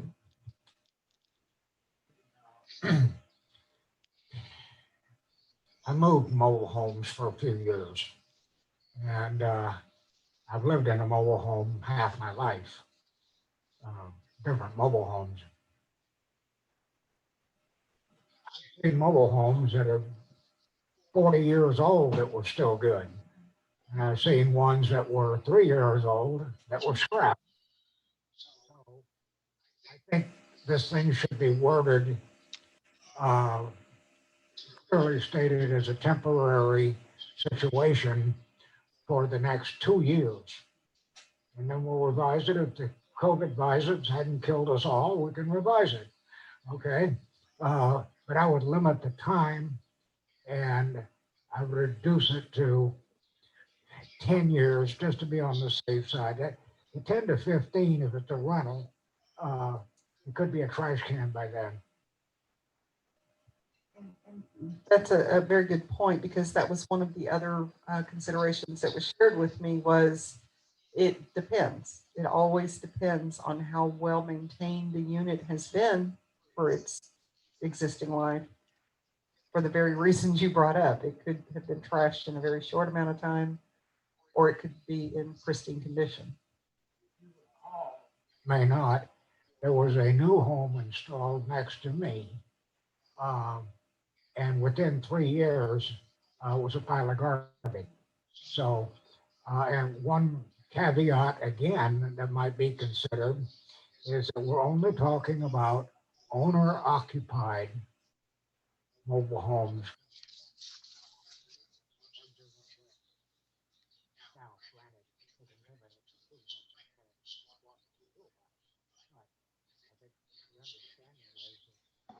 In a 10-year-old mobile home, especially if it's a loan, to live in, or if it's a resale from a dealer or something, if that's where they're going to live. Mhm. Okay, if they're bringing it in to turn it into a rental, we have less and less control in the matter. Right. Now, all of the other conditions would still apply, the inspections, the qualified licensed trades that would be required for the install, the timeframes for all of the other items, the utilities, the skirting, all of that still applies. All we're doing is just adjusting the age. I do like your suggestion of a time limit, setting that in place for a particular amount of time. That, again, that can always be brought back if need be. We could bring it back next year. The simplest way to do it. Because we don't know. Yeah, that's what I'm saying. If you put the 2-year limit on it, okay, dated from when we put it in to a certain date, once it expires, you don't have to go back and reinvent the wheel.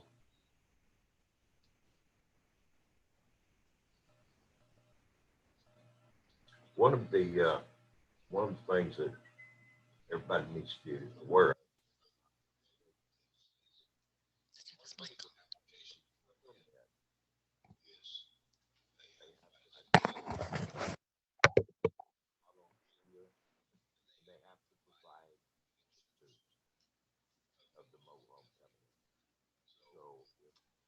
Get a picture of a,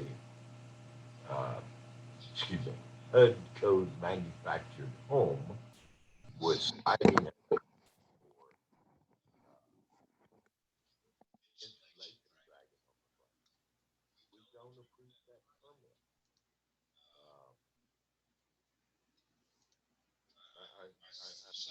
we have in the permitting process,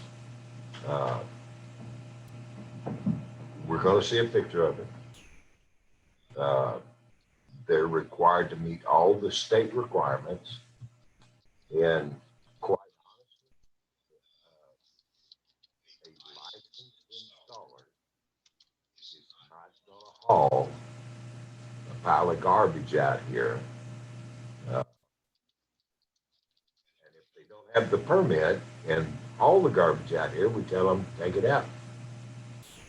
So. Well, we have, and I will tell you what you said about the picture. That's fine and dandy. But we've had a situation where the picture they provided us and what they were bringing in when it showed up, two different things. Look, take it. And that's what we had to do. But yes, so I do agree with that. It's not like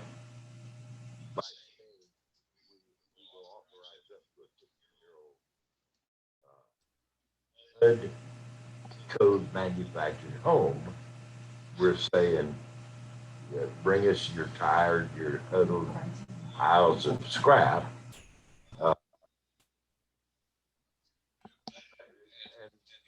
And again, I totally agree with you. There are some HUD code manufactured homes that were manufactured in the late 70s still in pristine condition. And there are 2 years old that have been thoroughly trashed. So, you know, we will have to rely on, number one, a licensed installer is not going to hook up to pallet scrap. There's delivery.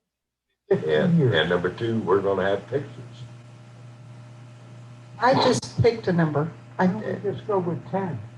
We could do 10, we could do any number that you I want like to 10. do. I think 10 would You be good. think 10 is good? I would go with 12. I, 11. 11.5. 11.5. I have a question. Well, so before we go there, I do want to ask Ms. Ortiz, would this amendment require a second reading, and should a waiver be considered as part of the motion? I think it would. Be- I can't recall whether the ordinance, I think it would. Actually, require I think second it reading does for city. because it has a penalty. Does It it? is the adoption of a new ordinance. It does have a Yes, it penalty. does have penalty. So yes, it would require a second reading. So if you want to, this may very well be a good example of one that we would want to offer for a second reading. I think we should.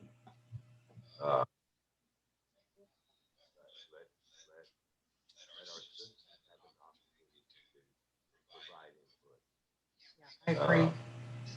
And just so you know, the challenge is that I have two families that are kind of in that limbo while we're trying to decide what to do here. One of them, I do know for a fact, it wouldn't matter regardless, because the unit they want to bring in has a few decades on it. And so that's not anything we're considering anyway. The other one, I think they have a little time, but again, I'm just trying to be sensitive to the struggles that people are having right now, and not be too restrictive with what we're trying to accomplish here. My question is, does a double wide or a single wide matter? Not really. I know there's some deed restrictions that require it be a double wide on the property, but that's nothing we can control. Yeah, that's. And again, that would fall under planning and zoning when we get to that point. But for this exercise, if you look under the definitions in this ordinance, I think they start on page 2. We talk about HUD code manufactured home, talk about mobile home, modular home. So, your manufactured homes typically are double wides, single wides or double wides. And then, yeah. So, John, in answer to your question. Wides, yeah. I'm sorry? Which part?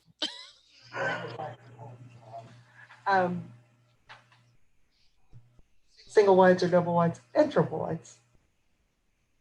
Yeah, they could be any of those. The difference, so when we talked about section C here, the definition for HUD code manufactured home,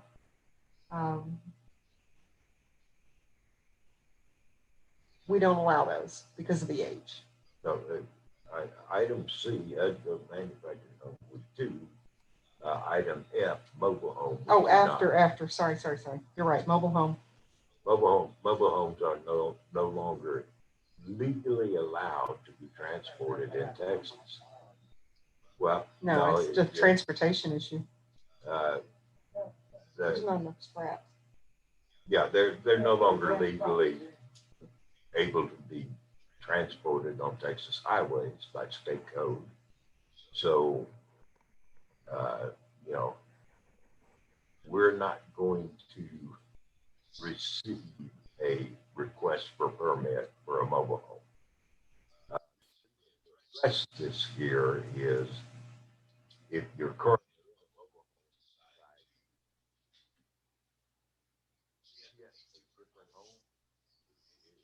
find a mobile home in the city, you cannot move it to Right. another lot. And, set it at- They only move in one direction, Yeah, south. yeah, in a dumpster or dump truck. But I agree. We are in a time when we're really having a hard time. To be quite honest, there's not a lot of less than 5-year-old code manufactured homes on the market. Right. So I have no problem with either the 10-year or the 12-year limitation if that's what someone wants to recommend. Couldn't hear you, Mr. Rapino.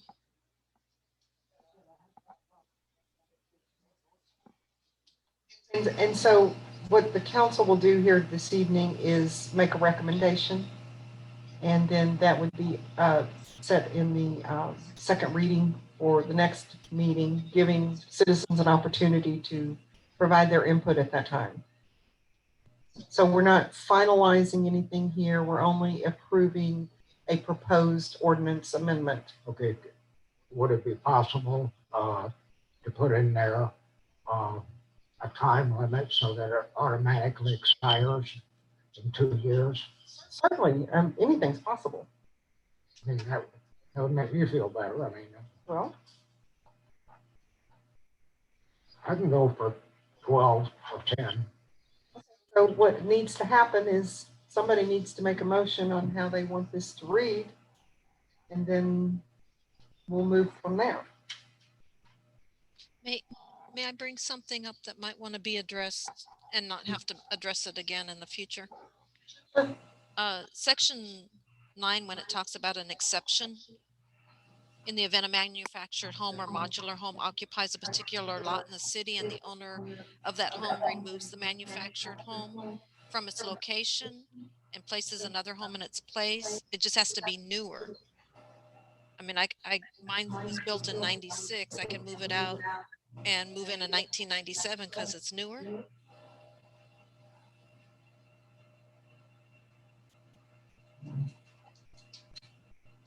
Based on the wording. Is that right? Well, how old is your 1996 mobile home? It was built in 96. Okay, so 24 years old. But I could move in 1997 because it's newer. Okay. It's an exception. The 15-year home is only for lots that have no home on them right now. First section, whatever. Okay. You are section you're working on. Because right now it's previously unoccupied, be installed on a lot in a city previously unoccupied by a manufactured home. Mine's occupied by one, and I want to replace it with something that's a year newer. Essentially 23 years old. Based on this wording, I can do it. Well, ma'am, that's exactly why that exception is written. Okay, it's a workaround. Okay, go for it. No, I mean, the original ordinance said nothing more than 5 years old. Mm-hmm. An exception to the 5-year rule. So if you have a 24-year-old code manufactured home and you out and put in a 23-year-old code manufactured home, I can do it. do the exception. Well, I'm just saying it's something that, might want to be amended. I don't know. I'm just bringing it up in case it gets addressed later on, is all I'm doing. All right, and And that has been brought up to me as well, so I didn't include it in this discussion, but I have had that discussion with someone else about that very same thing.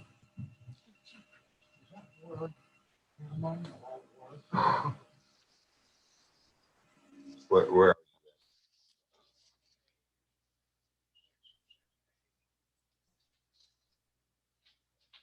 Minimum age requirement of 15 years.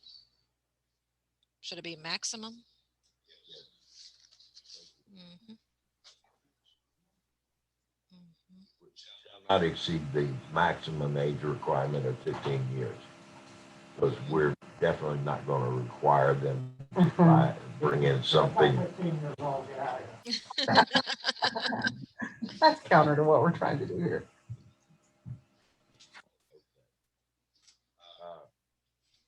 So since you brought that up, sir, you want to make a motion to amend 6A.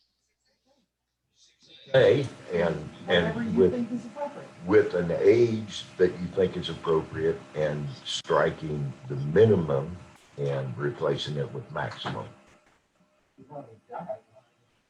Now you have to actually, and turn your microphone on so we can hear you do this.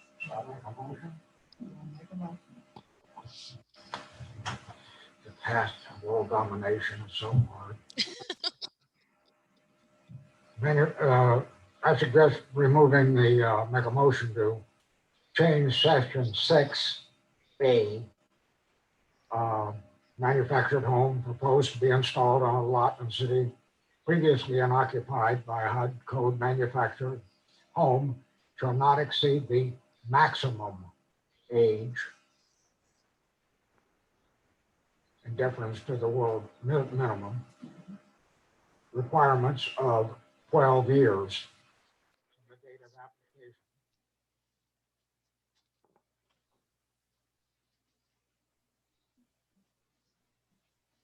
So we have a motion. Oh, I'm sorry. I can't hear. Sorry. You need to turn your microphone on.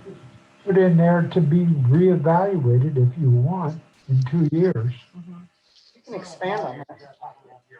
Well, me either, but who knows?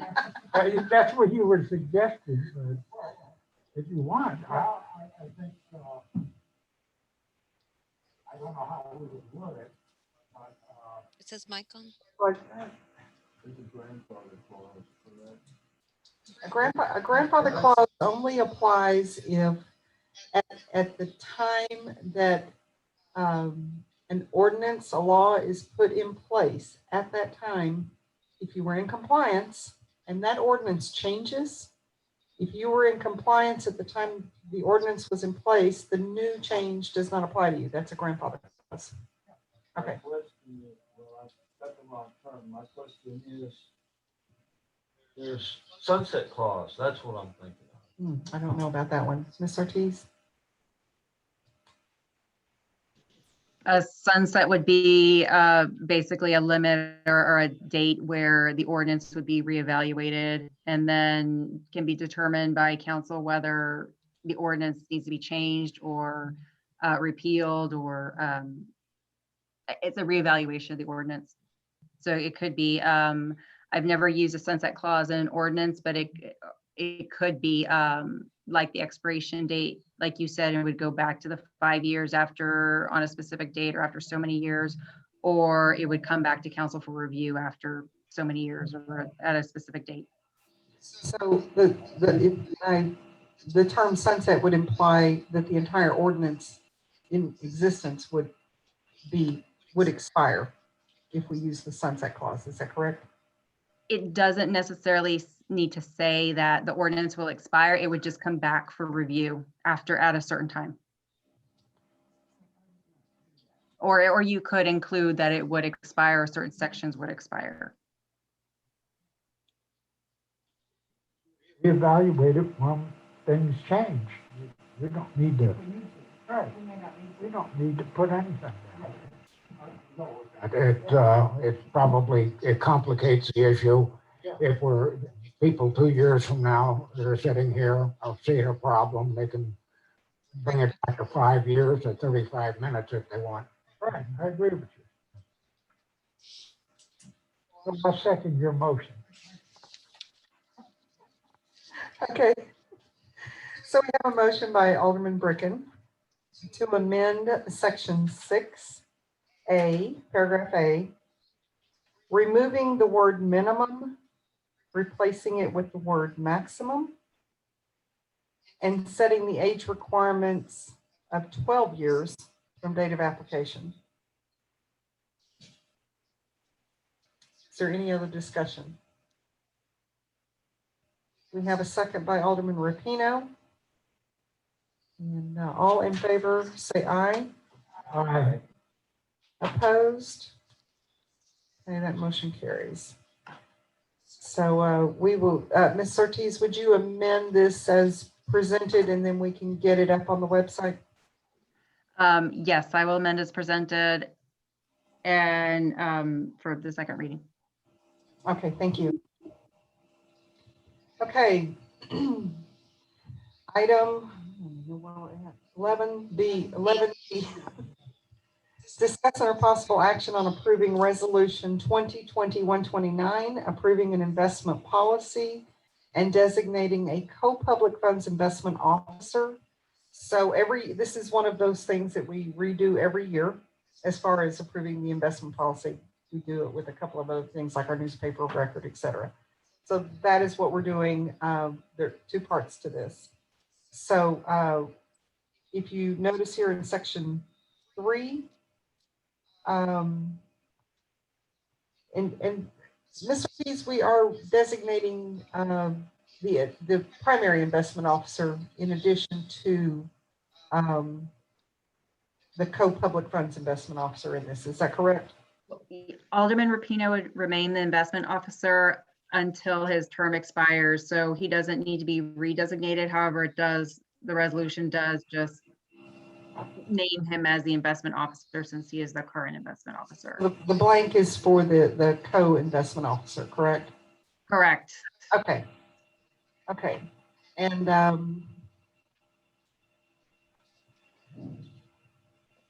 Ms.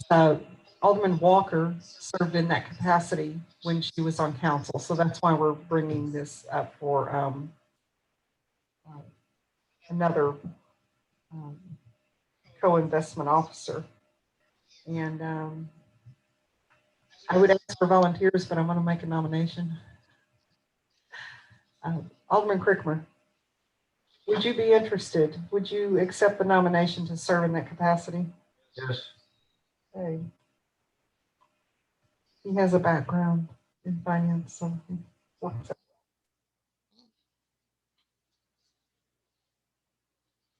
So with that, if someone would like to make a motion for an appointment.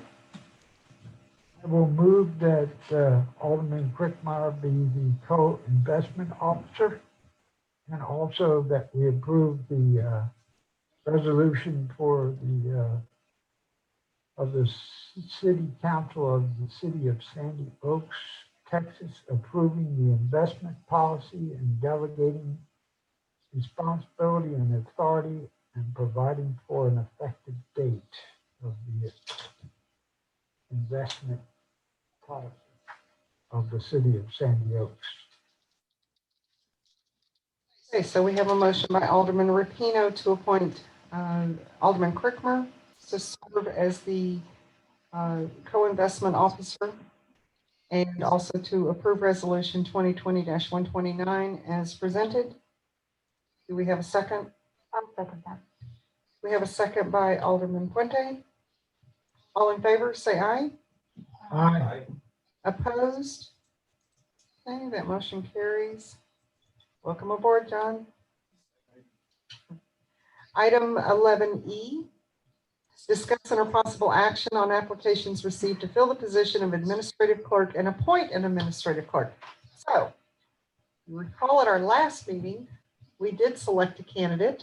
We extended the offer. The offer was accepted, and her previous employer contacted her and made her an offer she couldn't refuse. So we never benefited from that last decision. So Alderman Fillinger and I have, actually, I'm sorry, I should properly refer to you as Mayor Pro Tem Fillinger. And I apologize, I don't do that very often. Whatever you want to be called. So we went over the applications that have been received. And what I would like to, I'd like to nominate, let's see if we're on the. She was here, but she must have logged out. I would like to nominate Charlotte Ray to fill that position. She has experience with the city. She did it on a volunteer basis for 2 years. She served in a contractor position for another 2 years, I think. So she has experience with the city. She lives here. She certainly is more than capable and teachable for some of the things that she doesn't know. So she's eager, she's willing, and I would like her to be considered for that position if y'all are so inclined.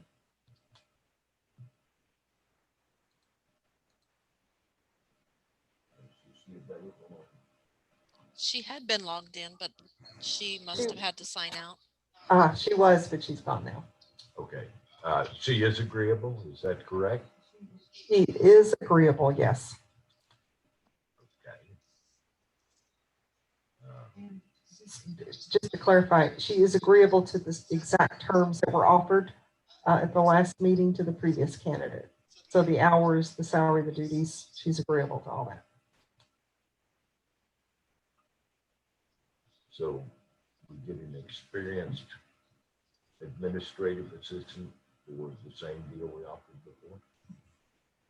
Okay. Do we need to review the offer to the other person? Ms. Ortiz, that's a good question. Do we need to address the previous candidate that we extended an offer to, or can we just? If she never accepted it, then I don't think council needs to take any further action. If she did accept it, then council can recuse the offer and make a new offer. Did accept it. I mean, we She nominated her. accepted it based upon the same offer. She received the same offer. Okay. I move that we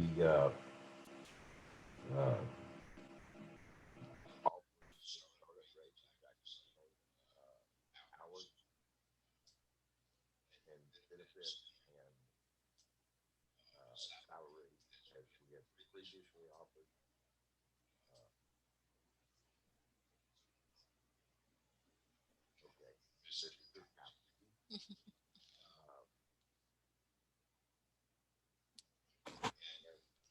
Want to A beginning date.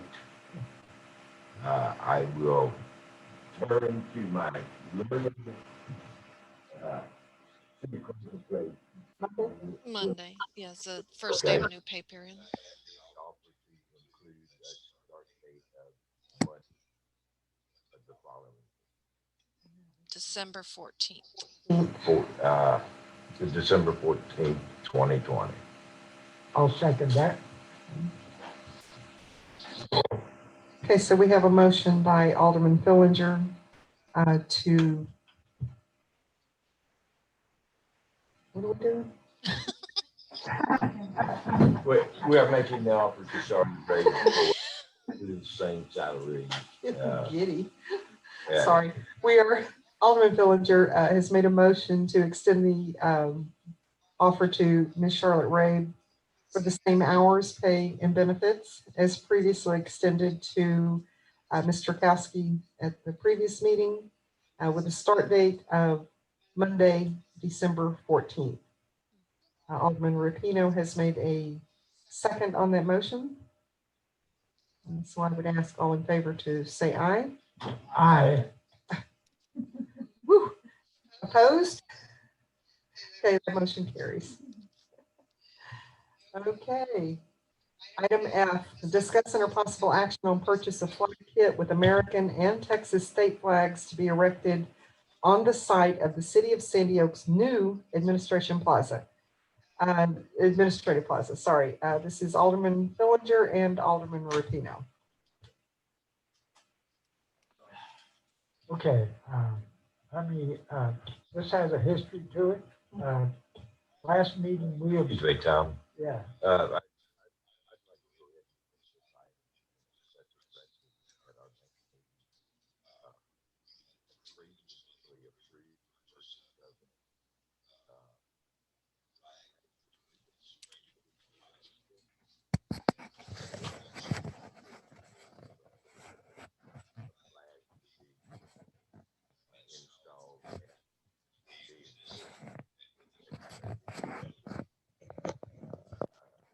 I think we should pull this and address it at our next meeting.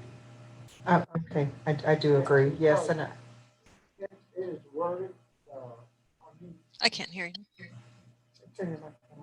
yeah, the original request was for this building and for the administrative plaza. Somehow it got, the wording did not come out right on the agenda, so we'll try next time. Actually, I did get a $150 discount doing it this way. good job. Suggestion. Yes. I realize it sounds like I'm being overly political. Change the word American to United States. There's Yeah. in regard to word American. Anything north of Brazil. So. Yeah, it's okay with me. How do they have it? Well, They're ones that I can't. we will take it under advisement for the next meeting. I always refer to it. I agree with you, guys. So, okay, we'll pull it till the next time. Okay, so we're pulling item F and we'll put it on the next agenda with the correct wording. Item G, discuss or possible action on a quote received to install an on-site sewage facility, a septic system to be located at the new municipal building. And this is brought by Alderman Fillinger and Bricken. Okay, I will go ahead and address this. We have received a quote for septic system, 1,000 gallon tank with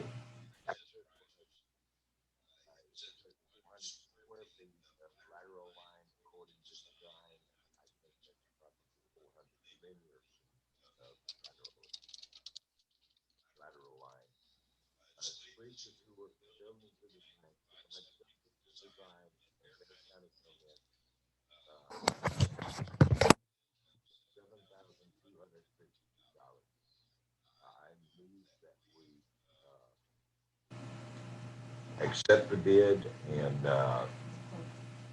accept the quote and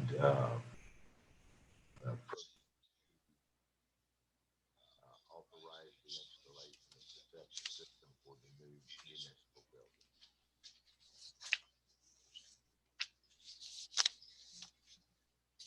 I have a question. Yes, ma'am.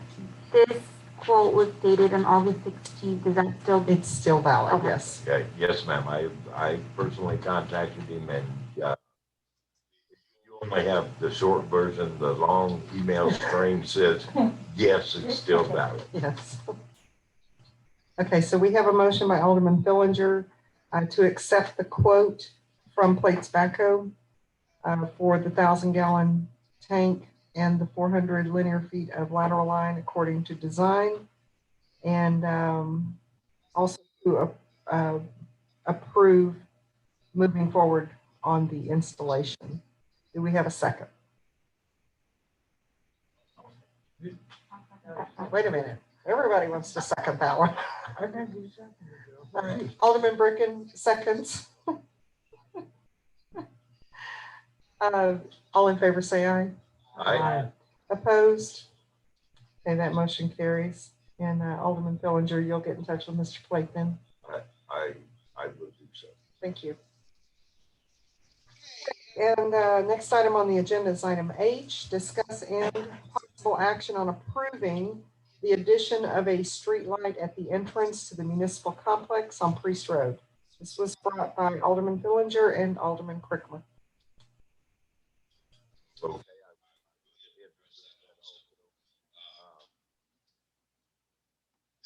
Entrance to the new municipal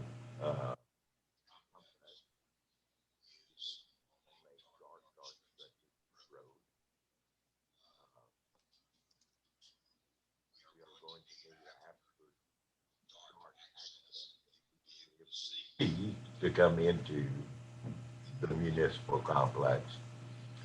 It's 13 to 18 weeks normally after request a light before it's actually in place and operate. I'd like to go ahead and get approval to install a 250 watt light fixture at a cost of $14.50. So that is a motion. It is a motion. So, but I do want to clarify something on that. So this street light is different than the other street lights that you see around the city that are in intersections. Those are 100 watt. It's going to be 250 watt. The 100 watt are roughly $9 a month, $8, $9. We round it to $10 a month for every street light that we have out there. So being that this is a higher wattage light, it does cost a little bit more. And this would just flow straight to the utility. We get one bill. We don't divide up the utility bills between different things. So it would just be added to our existing account.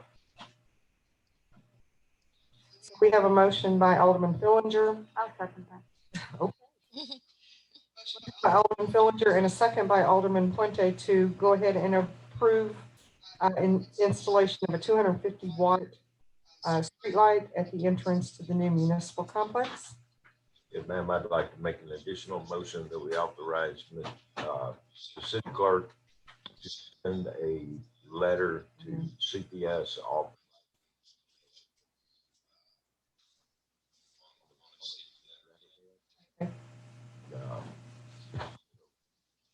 It's a motion also. Okay, so I'm gonna read it all. We have a motion by Alderman Fillinger to approve the installation of a 250 watt street light at $14.50 a month at the entrance to the new municipal complex, and authorize the city clerk, Ms. Shelton, to send a letter to CPS on letterhead to make that request. And we have a second by Ms. Puente. All in favor say aye. Aye. Opposed? Okay, that motion carries. I'm going to go ahead and adjourn, but then I do have one thing I want to say after we have closed this meeting. It is 8:44 p.m. Meeting is, yes, whoa. Do you need to pull the item or just acknowledge that the visitor never showed up? I don't know. It's just a question. Yeah, sorry. So let me go ahead. She never did show up on the call. Okay, so let's go back to item 4 because I can talk about it. I wanted her to do the presentation because some people actually do better with visual than listening to me. I'm sorry? Well, it can be used for that. So I didn't hear what the question was. Miss Whedon is with a company called Nixle Everbridge. And the reason that I've been having a conversation with her is I actually had a conversation with a number of different providers that do something very similar to this. This particular company plays very heavily in the governmental space, large and small, medium government. And what has prompted this has been some comments from the community about How come you don't put signs up announcing meetings? We need a billboard. We need a LED lighted, you know, well, that's fine. Where do you want to put it? It's only $250,000. You want to put it at this intersection? We have 5 intersections. So, you know, how much do you want to spend for this? So rather than do that, this is now an app. If you get you've seen it where it says text COSAGov to this number. And basically what you're doing at that moment, you're subscribing to a notification service. So with Nixle, it's much more robust than what I'm going to tell you, but I'm going to tell you how I intended it to be used in the city. We have a meeting. You get something that's called a keyword. That's what they call them, as keywords, where it says text COSAGov. And I only do COSAGov because I use that for the COVID-19 updates, but they say text COSAGov to this number. We get 5 of those keywords. COSAGov is a keyword. Those can also be recycled. So we could use it for a particular event, and then we can take it down and assign a new code, a new keyword. So what happens with that is, let's say we have a meeting scheduled. Once the agenda is posted, you can have people subscribe and say, hey, if you're interested in any meetings that go on, you know, and you want to be notified when a meeting is scheduled, text this keyword to this number, and lo and behold, bada bing, bada boom, they get a notification. It requires us, it's a very easily integrated into our website, and we can create custom messages. What you get is a very short blurb, and it will say, you know, city council meeting scheduled for December 10th. Click here. You click there, it takes you to the agenda.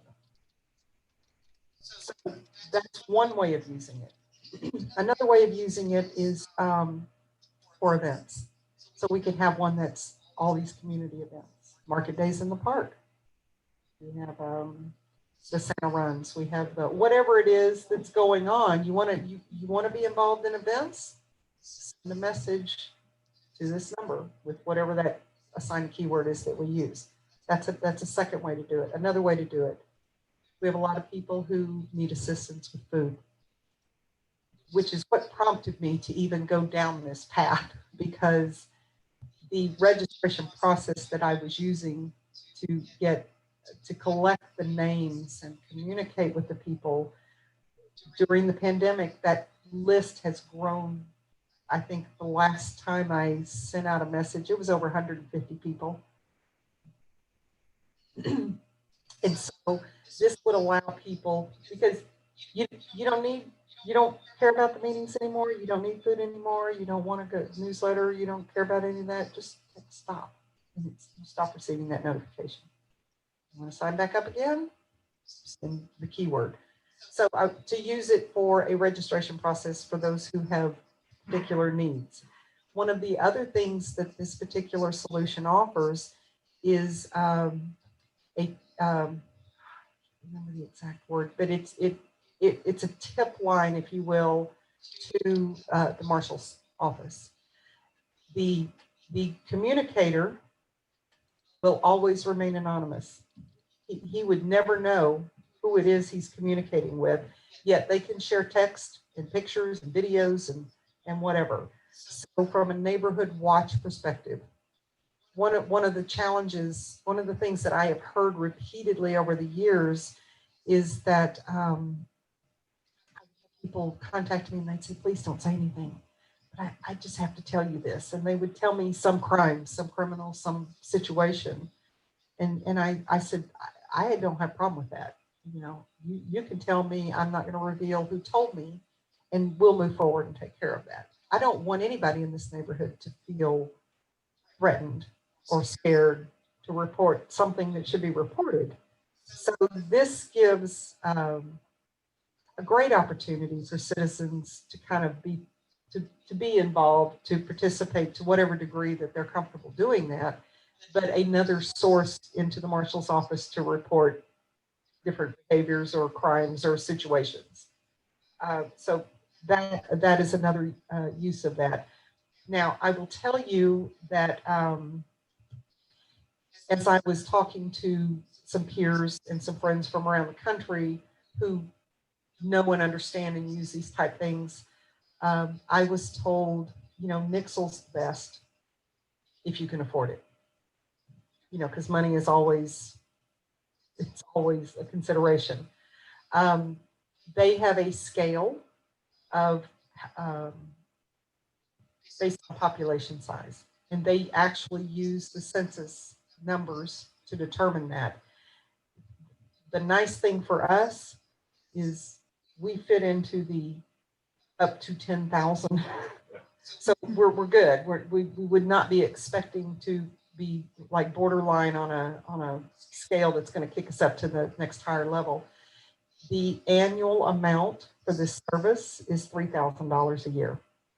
Now, I also wanted to use it for newsletters because when we did the master plan, the surveys that came back, 90%. Now, granted, we did not have, of the 8,000 surveys that were sent out, which was a double send, 4,000 one time, 4,000 another time, just to get the responses. We didn't get a lot, but what we got was meaningful, and that's what we have to work with. But 90% of the respondents said that they would prefer to receive their newsletters in an electronic format. So, because the printing, to put together the newsletter, to get it to the printer, they would do the mailing, the folding, they would do all that for us. But each mailing was around $2,000 for a mailing. The council has approved way back in the day to do newsletters at least quarterly. We haven't done a newsletter because of a number of reasons. One is, as chairs of your various departments, I will be relying on you and you to provide that type of information. I do have somebody who's going to write the newsletter for us, so we will feed them information. But the intent is to now just do an online version. The beauty of that is it's online, it's easily accessible, and we can also have it translated so that if somebody wants it in Spanish, it's in Spanish, either way you want it. So my point there is one mailing of a newsletter, you could bank on it being about $2,000. We can get this solution with Nixle. It's very easy to implement. I asked her about the implementation, how long it would take, and she said a few hours. So it's not a big thing to do. One of the really cool things about this, and you can use this just because of Nixle. Like I said, they're very big. They play in the municipal space. If you're traveling to another city or another state, you can, and the zip code that you're at, you can text that zip code to that 5-digit code, and up will pop any and all municipal services, events, whatever. So you're in an unfamiliar territory, you don't know where you're at. Hey, I got to stay the night. I wonder what's going on around town, assuming that they're a Nixle associated entity, you would see whatever's available there. We can use it as emergency alerts. There's a critical situation, and it also, it does allow the, it's the broadcast, it's the outbound piece of that. That is an option to be able to utilize that. We could set something up about animal control. What I'm finding is that a lot of people don't know that we have an animal control facility. A cute little puppy had sat down there in the facility for 5 days. I could see the lady was looking for her dog. I didn't know how to reach her. I had no way to reach her, but I could see that she was looking for her lost dog. And so finally we connected them, and it was her dog. But the comments that we hear is, oh, I didn't know you had animal control. So, there's a number of interest, different topics. And again, we get 5 keywords that we can recycle and reuse as we see fit. So that was, I wish that we had been able to see the presentation. It only took about 10 minutes. But that was the intent of that particular item. Let's reschedule the next presentation. Okay, we can do that. But it appears when you sent her the agenda, you got a response back. That she was out, yes. But when I invited her, she said she would be there. So So, yeah, that's. So it is. It is very interesting. And some of us, not you, some of us are getting older than dirt. And we're just going to have to embrace this technology that all these youngins are using. It is, and it can be used in such a good way. And I think this particular solution addresses a number of issues that we have here in the city from a communication and keeping people informed. But I'll pull this one for this meeting and reschedule it for our January meeting and have her do the presentation at that time. And to address the age. I'm right there with you. I'm not. Although I am increasing in age, I'm also increasing in doing that eye test. There you go. Okay, so with that, it is 8:57 and this meeting is now adjourned. But if you will hold on a moment, I do want to make just one minor announcement. I did want. No, because I've already adjourned the meeting. I just wanted to let people know that Ms. Rodriguez from CPS Energy, who has been our liaison with CPS, has retired or is retiring next week. Tomorrow is her last, I think it was the 11th. She has been with CPS for some time and has retired. So I wish her well. She's served us well. And we'll just have to find somebody else to play with. I was gonna say, if you leave us our new meeting.